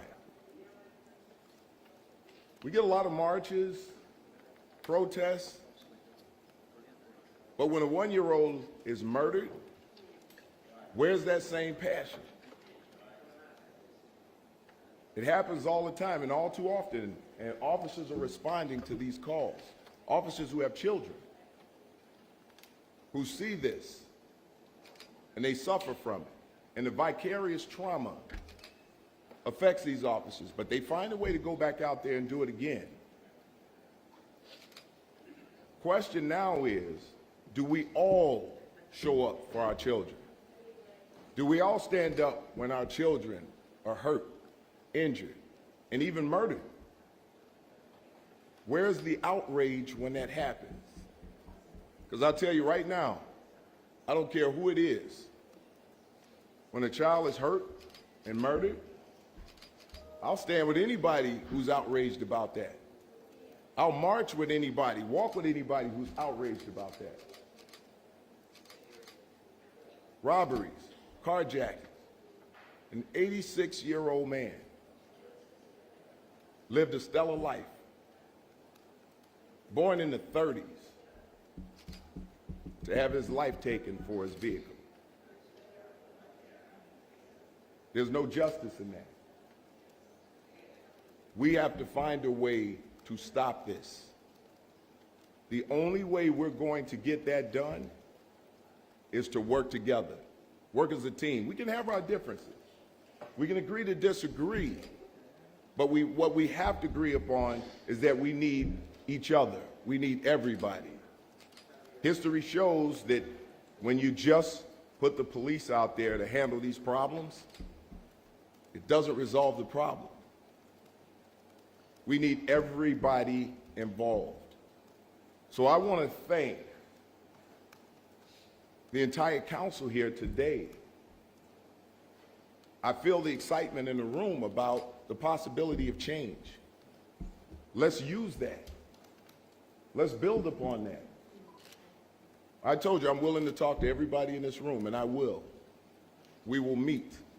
We will talk. But in order for this to work, as police officers and as a police department, we have to be a part of the community. You have to be a part of us. We have to support each other. When it comes to accountability for my officers, anybody will tell you this: I hold officers accountable. I will call officers out. If we have bad officers, I will call them out. But when our officers are held accountable, they have to be held accountable fairly. There has to be fairness when we're judging our officers. Because if you're not standing as 5, 6 officers in the middle of a crowd, a hostile crowd, who want to hurt you, and you're outnumbered 100 to 5, you don't really know what that feels like. And unless you've been there, you don't really know how you're going to respond. So all I would ask is that you listen. Listen to the facts. Find out what our officers are going through. Have a conversation. If they're wrong, I'm going to call them wrong. But we need fairness. We need them judged fairly, the way anybody in this room will want themselves or anyone they know judged fairly. We're all human beings. I see outreach out here. I see you, Tyrone. We need you. We need you to step in. We need you to step in and talk to some of these young people, because we've got to prevent crime. It's always good to say we caught the bad guy. It's always good to say that we caught the guy that committed the robbery or the murder. It's always better if we can prevent it. We're going to need everyone for that. I got to thank my family. My mother called me this morning. I had to get her off the phone so I wasn't late. And the only thing I can remember her saying is, "Oh my God." I think she said that about 500 times. I don't know if there were any words in between there, but that's what she kept saying. So, Ann Snelling, thank you. I appreciate the call this morning. Even when I told her I was going to be late, she kept saying, "Oh my God." Right. My family, I can't be here without them. The same level of accountability I place on the officers, I did that with my family, which I think everybody needs to do. We've got to start looking at our families and talking to our families, supporting each other, supporting our children. Somebody mentioned something about mental health facilities and schools. We need that. We absolutely need that. We saw in Inglewood when a bunch of mental health facilities were shut down, what happened. We have to be able to address those issues. So I won't prolong this anymore because I can talk about this all day. But everybody in this room right now, the feeling that I have right now, I can't even describe it. It's like euphoria. I feel like we're on to something great, but we are going to have to continue this feeling. We can't leave this room and leave the feeling here and go back home. We've got to be able to talk to our constituents and explain things to them. Not just give in to demands, but educate each other. There's something deeper than the issues. Let's talk to each other. Let's find out what those issues are. We will find that our officers and your constituents are not that far apart in beliefs. Everybody wants to go home safe. Everybody wants good education for their children. They want their children to be safe, their grandparents to be safe, free of the possibility of being robbed or even killed. I hear what people say about Chicago. I was in a helicopter ride a couple of months ago, just looking at the city from the sky. This is the most beautiful place I've ever been. And I've been quite a few places. So at this point, all I will say is this. Let's continue to keep our city great. Let's work together and fight to build this city so that it is what we know it is. And we can showcase this to everybody else. We don't have to listen to their criticisms. We can hear them, but we know what Chicago is. So let the naysayers say nay. But we win when we stick together in this city and work together as a team. So thank you. I want to thank everybody here for being here. Thank you for all of the kind words. And now it's time to get to work.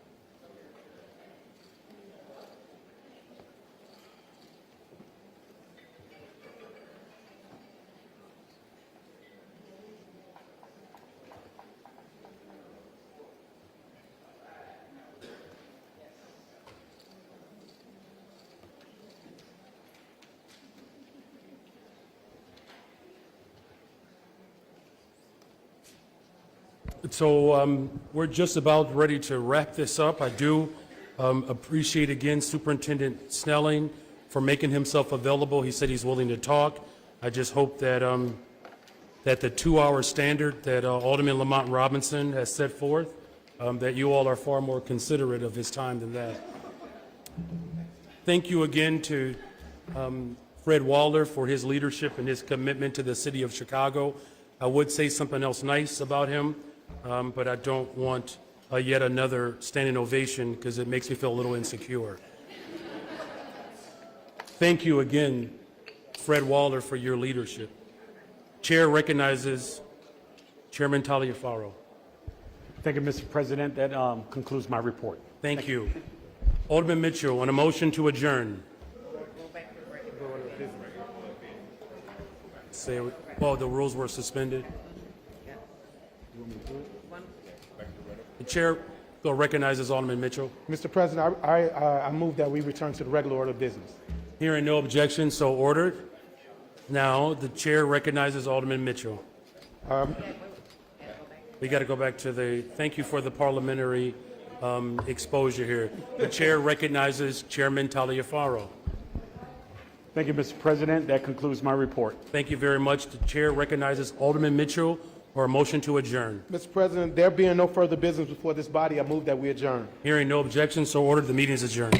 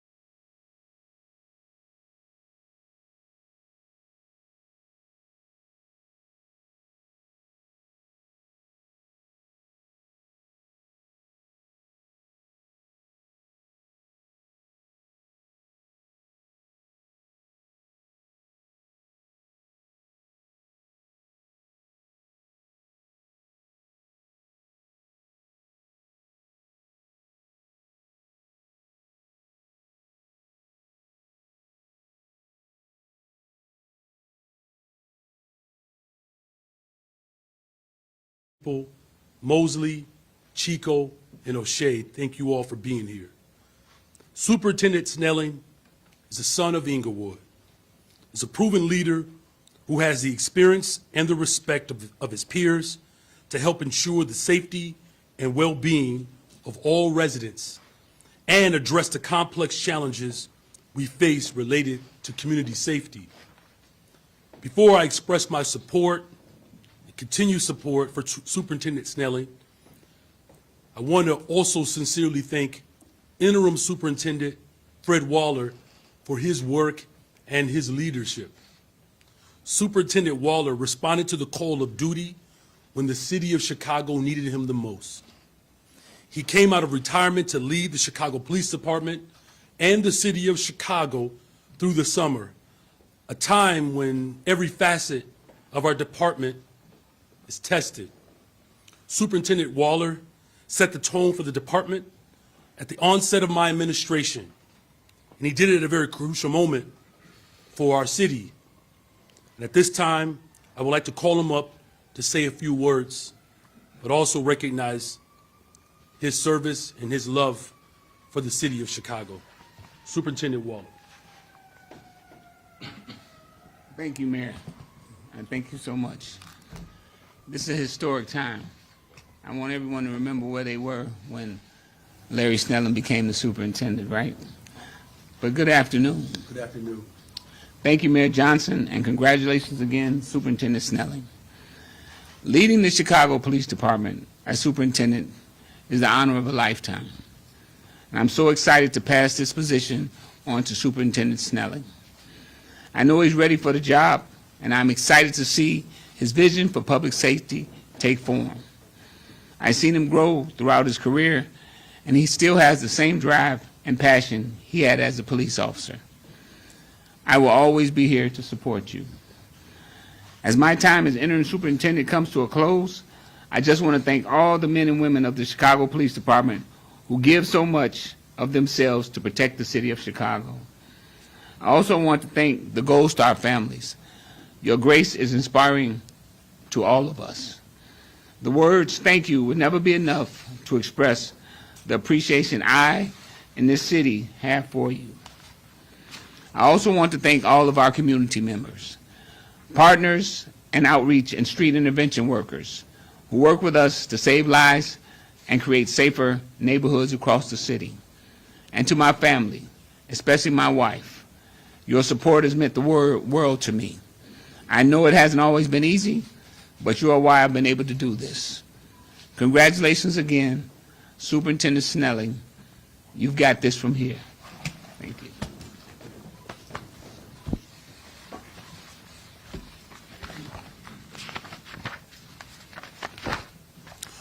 So again, on behalf of the city of Chicago, thank you, Superintendent Waller, for your sacrifice, public service, and dedication to the people of Chicago.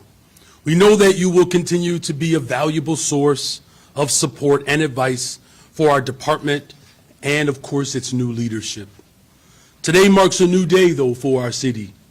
Superintendent Larry Snelling upholds what I call the 3 C's of leadership: collaboration, compassion, and to make sure we have competency. In his role, Superintendent Snelling will carry out our administration's vision of collaboration across all communities and stakeholders to achieve real safety. He understands as well as anyone that community safety cannot be secured by police alone. Community safety must be a collective effort and responsibility. It takes the full force of government to build a better, stronger, and safer Chicago. It literally takes all city departments and sister agencies, including our police department, working in partnership with business, labor, faith, community organizations, state and federal partners, and the people of Chicago to create lasting peace and safety. Superintendent Snelling also understands the need for compassion and service. He will continue improving the morale in the department by listening to our officers and creating policies that support their mental health and their ability to do their job. He will ensure that police are building trust with residents and serving our communities in a constitutional way, and doing that with compassion and respect. And the third, competency. We already know that Superintendent Snelling is a proven leader with nearly 3 decades of experience with the Chicago Police Department. He has risen through the ranks, starting as a patrol officer until his most recently as serving as chief of the department's Bureau of Counterterrorism. He is deeply rooted in the values of our city. I'm confident in his ability to further unify our police department as well as our communities and help me build a better, stronger, safer Chicago. The challenges we face in this city are complex and multifaceted. Achieving real community safety is in every single neighborhood. It is an enduring mission. It is an incredible responsibility, and we as a city cannot thank Superintendent Snelling enough for answering the call to serve. Thank you, Superintendent Snelling, for stepping up. I look forward to the work that we will do ahead. And now, it is my honor to bring to the podium the new superintendent of the Chicago Police Department, serving the greatest freaking city in the world, Superintendent Snelling. Well, they don't clap around here.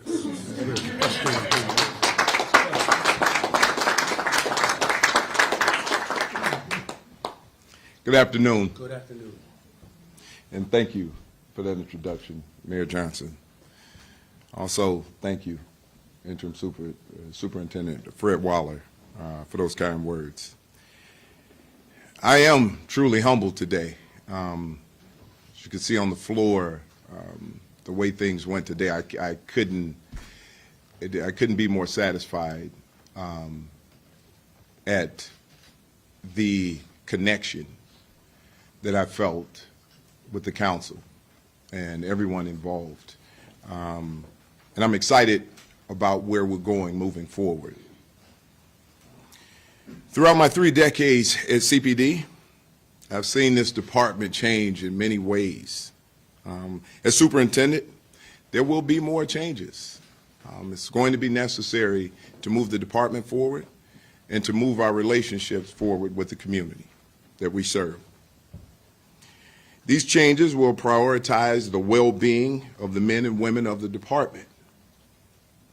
Changes aimed at building trust and forging stronger partnerships in our communities.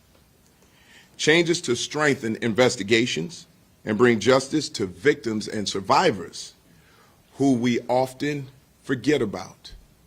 Victims and survivors of violent crimes who we often forget about. We have to make that acknowledgement. We have to think about our victims and our survivors of violent crime, the trauma that they deal with on a daily basis, and what happens to someone when they become a victim of these violent crimes. Let's please remember those people, because at CPD moving forward, that's exactly what we're going to do.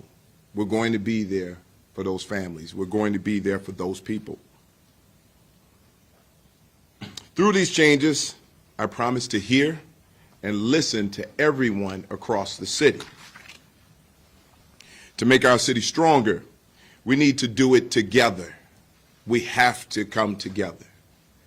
No more time for adversarial relationships. We can agree to disagree, but we all need to come to the table. I think we all want the same thing, a safer city. We want a better place for our kids to grow up. And I think we can all come to a consensus on that.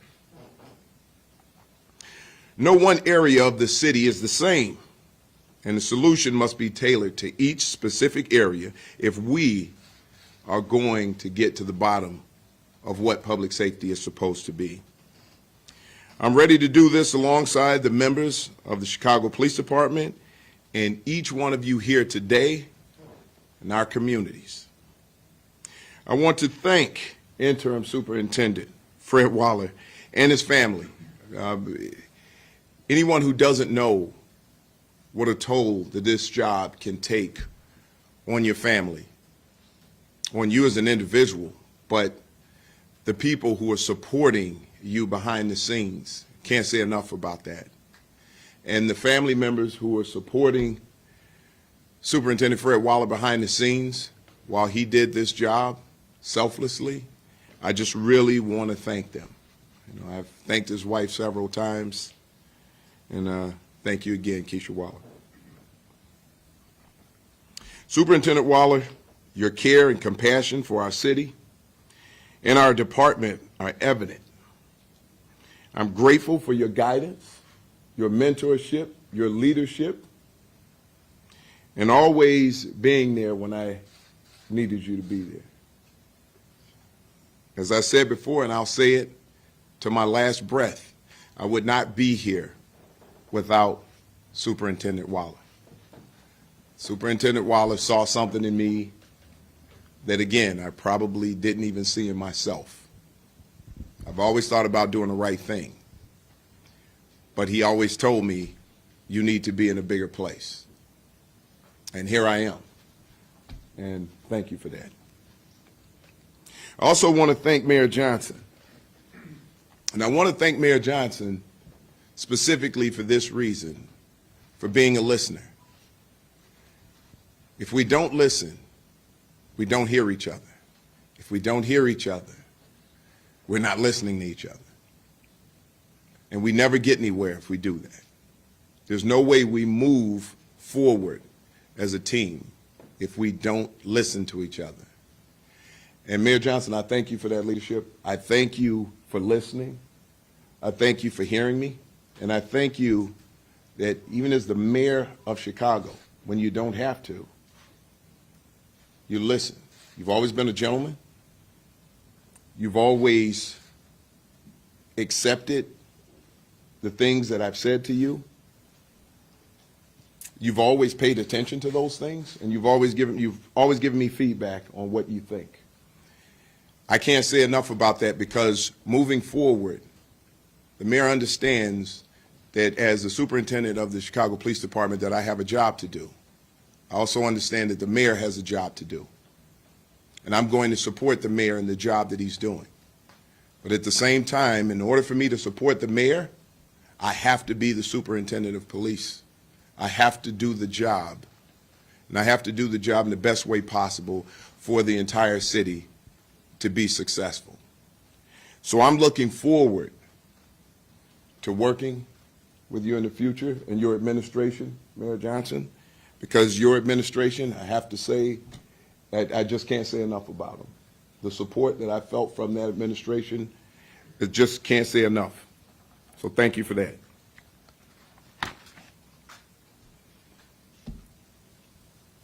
Anthony Driver, President Driver, can't say enough about the way that he has led the commission, the great work that he's done, and he's quite impressive.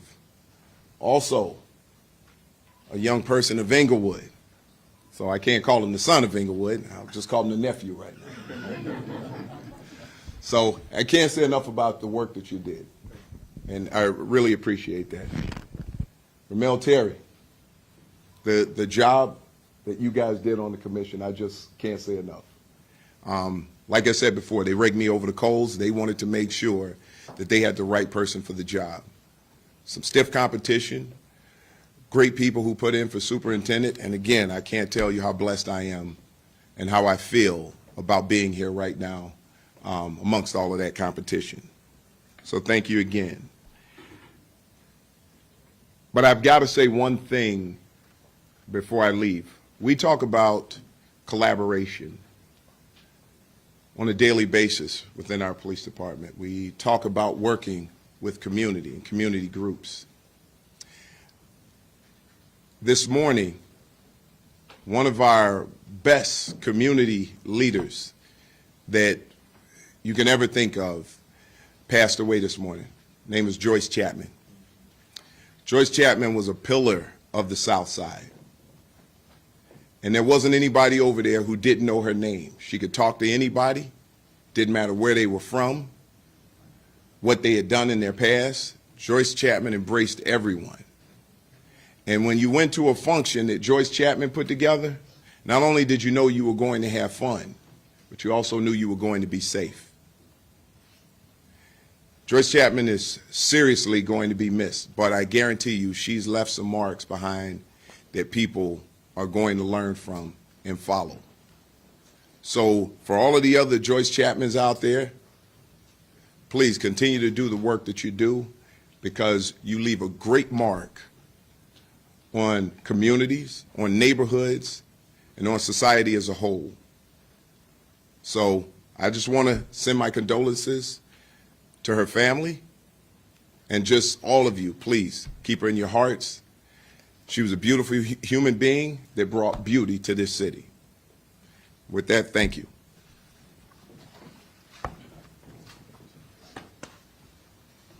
Okay, this is an opportunity for questions at this time.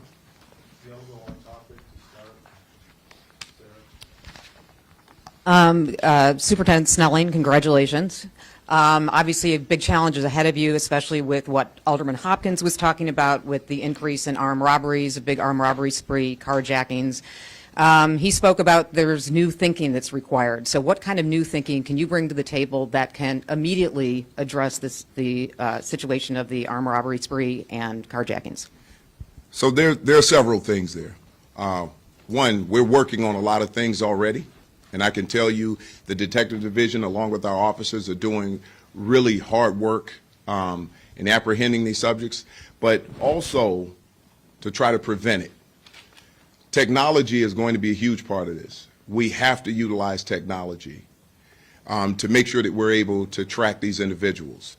We also have to look at crews, repeat offenders, and we have to now start talking, collaborating with our lawmakers in order to hold people accountable for these types of violent crimes.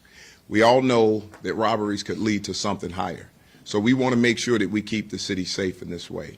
We're also going to have teams that we put together just to focus on these particular types of incidents. This will be the focus.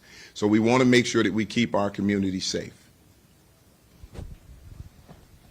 Superintendent, congratulations and good luck. This afternoon, you apparently had an officer injured during a police pursuit at Peoria and Cermak. What's your position on the city's no chase policy, and do you think officers need additional training on it? Our officers can always use additional training. Our officers can also use additional equipment. One of the things that we have to understand, and the predicament that our officers are in at this time, is when we look at liability issues when it comes to vehicle pursuits, we think about the sanctity of human life first. So sometimes if we have someone that we're pursuing and they're reckless, and the officer knows that there's a possibility that this person could crash into someone, take someone else's life, that officer makes that decision by weighing the balancing test. You know, is the risk to the public at that time worth attempting to stop this individual? That liability lies on the officer, not the person being pursued, not the person who has committed the crime. So our officers have to worry about several things when that happens. But the first thing that we think about is the preservation of human life. Yeah, hi, Lee John Greco with Cranes. This is a question for both you and the mayor. Obviously, you're aware of the budget shortfall. I'm curious if there are any areas of CPD where you could make cuts, or as you guys like to call them, efficiencies. Are any of the 1,500 vacancies on the table at all for FY24? Thank you for that question. You know, look, the reason why we're all thrilled about Superintendent Larry Snelling's leadership is because he understands that we have to create a department that is prepared to live in the 21st century. And so the budget and the vacancies in particular, we have an opportunity to imagine how our police departments can ultimately meet the expectations of this moment. Now look, this is a general consensus around the country that the way police departments have been situated historically is not the pathway moving forward. In fact, the type of shortage that you're seeing is not exclusive to the city of Chicago. And as the superintendent has articulated his commitment to mental health support for officers as well as the community at large, these are ways in which we can imagine how vacancies can be positioned to best meet the 21st century demands. Is there anything else you wish to add, Superintendent? Thank you very much. Since we're on the budget, can I just ask you, Mayor, everybody thinks you're a nice guy. Are you going to have to be a little bit mean when you get into the budget season now? I didn't know everybody thought I was a nice guy, so that's breaking news. You know, it's interesting. The city of Chicago, and I appreciate the question, the city of Chicago elected me to collaborate and bring people together. That getting things done doesn't require you to be a dictator or harmful. In fact, that style of leadership has led to school closures, mental health clinics being closed, public housing being eroded. And what we're all in agreement with, and this is the city of Chicago as a whole, that the people want a better, stronger, safer Chicago, one that's united, pulling all in the same direction. You know, will we have to make tough decisions? Yes, I'm already making them. And in the midst of making tough decisions, that my administration has been effectively working to listen, as Superintendent Snelling has articulated, and coming to conclusions that we can agree on. Here's the last thing. Trying to solve all of the systemic errors that have taken place over the course of now a generation, decades now, in one budget, not even my Aunt Minnie expects me to work that miracle. And she has high expectations for her nephew. So if my Aunt Minnie can be patient with one budget, moving us in the right direction, I'm confident that the rest of the people of Chicago recognize that we have multiple budgets to bring people together, and then there will be an election where I'll get reelected and we'll keep doing that work. And Greg Delamore, WBBM Radio. And this one's for Superintendent Snelling.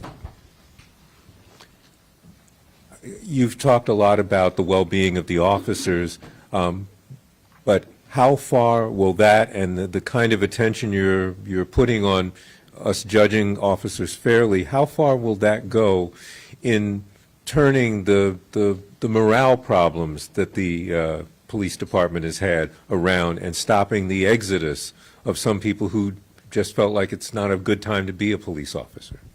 Well, here I'll tell you, through civil unrest and COVID, occurring at the same time, officers went through a lot. I was there, I was present, I saw it, especially our younger officers who didn't at the time maybe have the experience to know how to deal with that. These officers didn't only see this with crowds and protesters, they saw it amongst their own family members. And having conversations with them started to understand that. The only thing that officers were looking for in all of this was a little support, someone who could understand what they were going through, someone who would acknowledge that this is actually a really hard job to do at times, and it's difficult, and officers are often faced with making split-second decisions that others have a lifetime to dissect and judge them on. So when I talk about fairness, is to look at every aspect of it. Don't just, read clickbait news articles or listen to the loudest voices who would like to criticize without having the full story. I think officers understand that when they make mistakes that they can and will be held accountable. And I can tell you across the board, most officers and the majority of officers that I've dealt with understood when they've made mistakes that there's an accountability to that. However, whatever the penalty is, it has to be fair. It has to be commensurate with whatever the infraction was. When we have officers who engage in something that's a minor infraction and we want to give them a 30 or 60-day suspension, it's excessive, and what it does is it not only kills morale, but we're taking food off of the table of a person who's trying to keep this city safe. Not that he or she shouldn't be held accountable, but it should be done fairly. And I think when our officers know that and they have that level of support, our officers will be more than willing to stay and continue to work this job.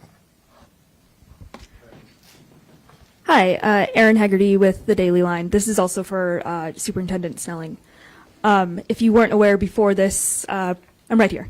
Press conference. Budget season is here, and last year the CCPSA issued a review finding that CPD's spending on public safety was not delivering results for communities, and that the process was not as transparent. The budgeting process was not as transparent as it could be.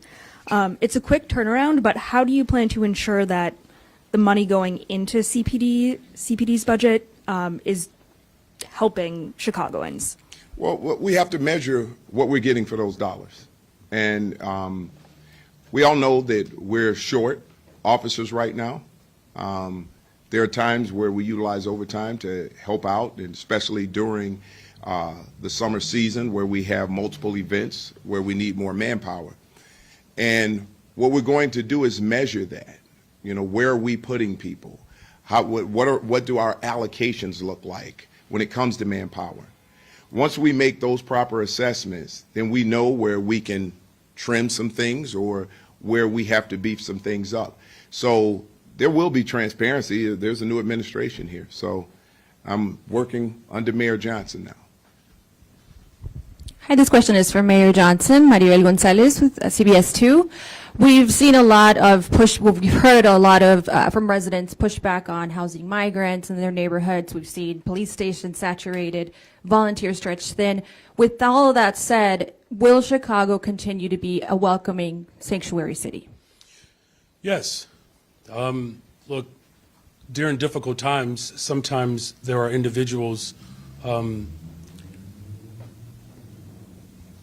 who feel the pressure, and sometimes our values are called into question. We're the city of Chicago, and this mission that the entire country has endured over the last year and a half, has been one that, of course, that has pressed our convictions. But we don't necessarily have to acquiesce to fear, because we are being pressed. We're talking thousands of individuals that have arrived here in the city of Chicago since I've become mayor. In the midst of that, we've stood up nearly a new shelter every single week. We've renegotiated a contract that I inherited twice to save on resources. I do appreciate the mutual aid that has leaned in during this moment. But I don't flinch, and people expect me to lead, and I'm doing just that. And there's a tremendous sacrifice that every single level of government has to be prepared to endure. And I was just in Washington, D.C., speaking with President Biden's senior advisor around ways in which we can continue to collaborate to make sure that there are resources for those who are unhoused, those who don't have access to public education that's fully funded, and a host of other dynamics. And we're going to continue to work hard to come up with a solution that works for everyone in the city. I have one for the superintendent. Thank you. Hey, congratulations. Thank you. During your long tenure at CPD, have you found ShotSpotter to be an effective policing tool, and do you expect to continue to rely on that technology during your time as superintendent? Here's what I'll tell you about technology, and we're not looking at one particular company or anything. We're looking for the best possible technology that's going to help us keep the city safe. And I'll end it by saying this. I'm for any technology that is going to save lives.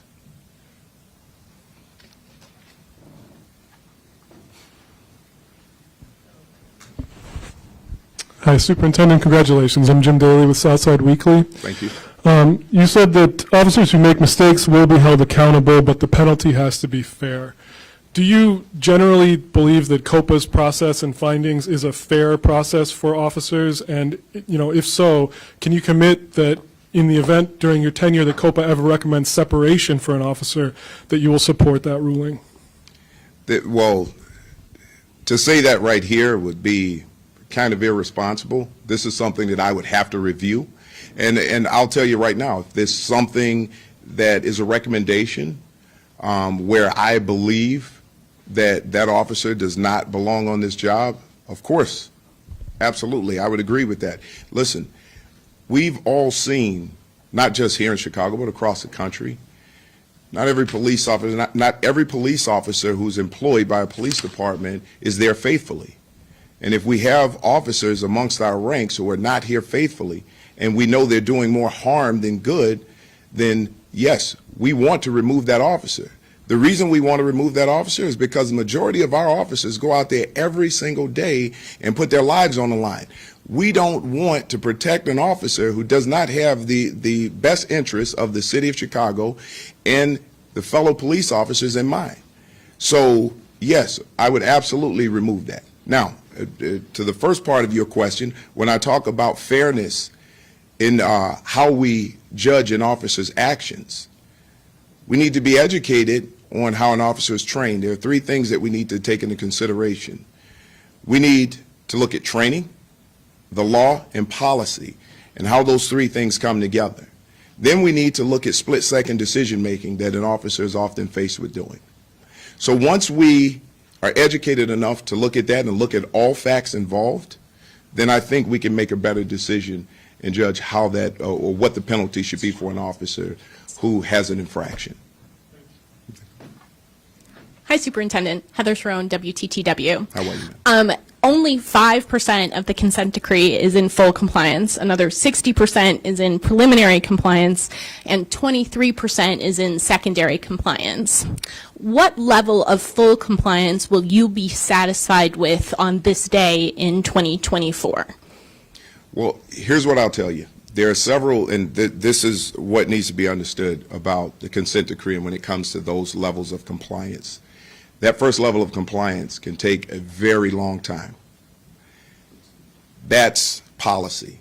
The second part is training, which can also take a long time, and only then can we get into full compliance. So I've spoken with the monitors. We've had some very productive conversations about moving forward on this consent decree and trying to get things move forward a lot quicker. Right now, I can't really give you a percentage, but I would like to see a significant increase between this year and next year at this time. So we will be working hard to move forward on that. Good afternoon, Superintendent. Sam Charles from the Tribune. Congratulations again. Thank you. Speaking of judging officers fairly and looking at the full scope of the allegations against them, do you agree with the FOP's position that officers accused of the most serious misconduct should have the option to have their cases adjudicated by a third-party arbitrator behind closed doors? Here's what I'll tell you about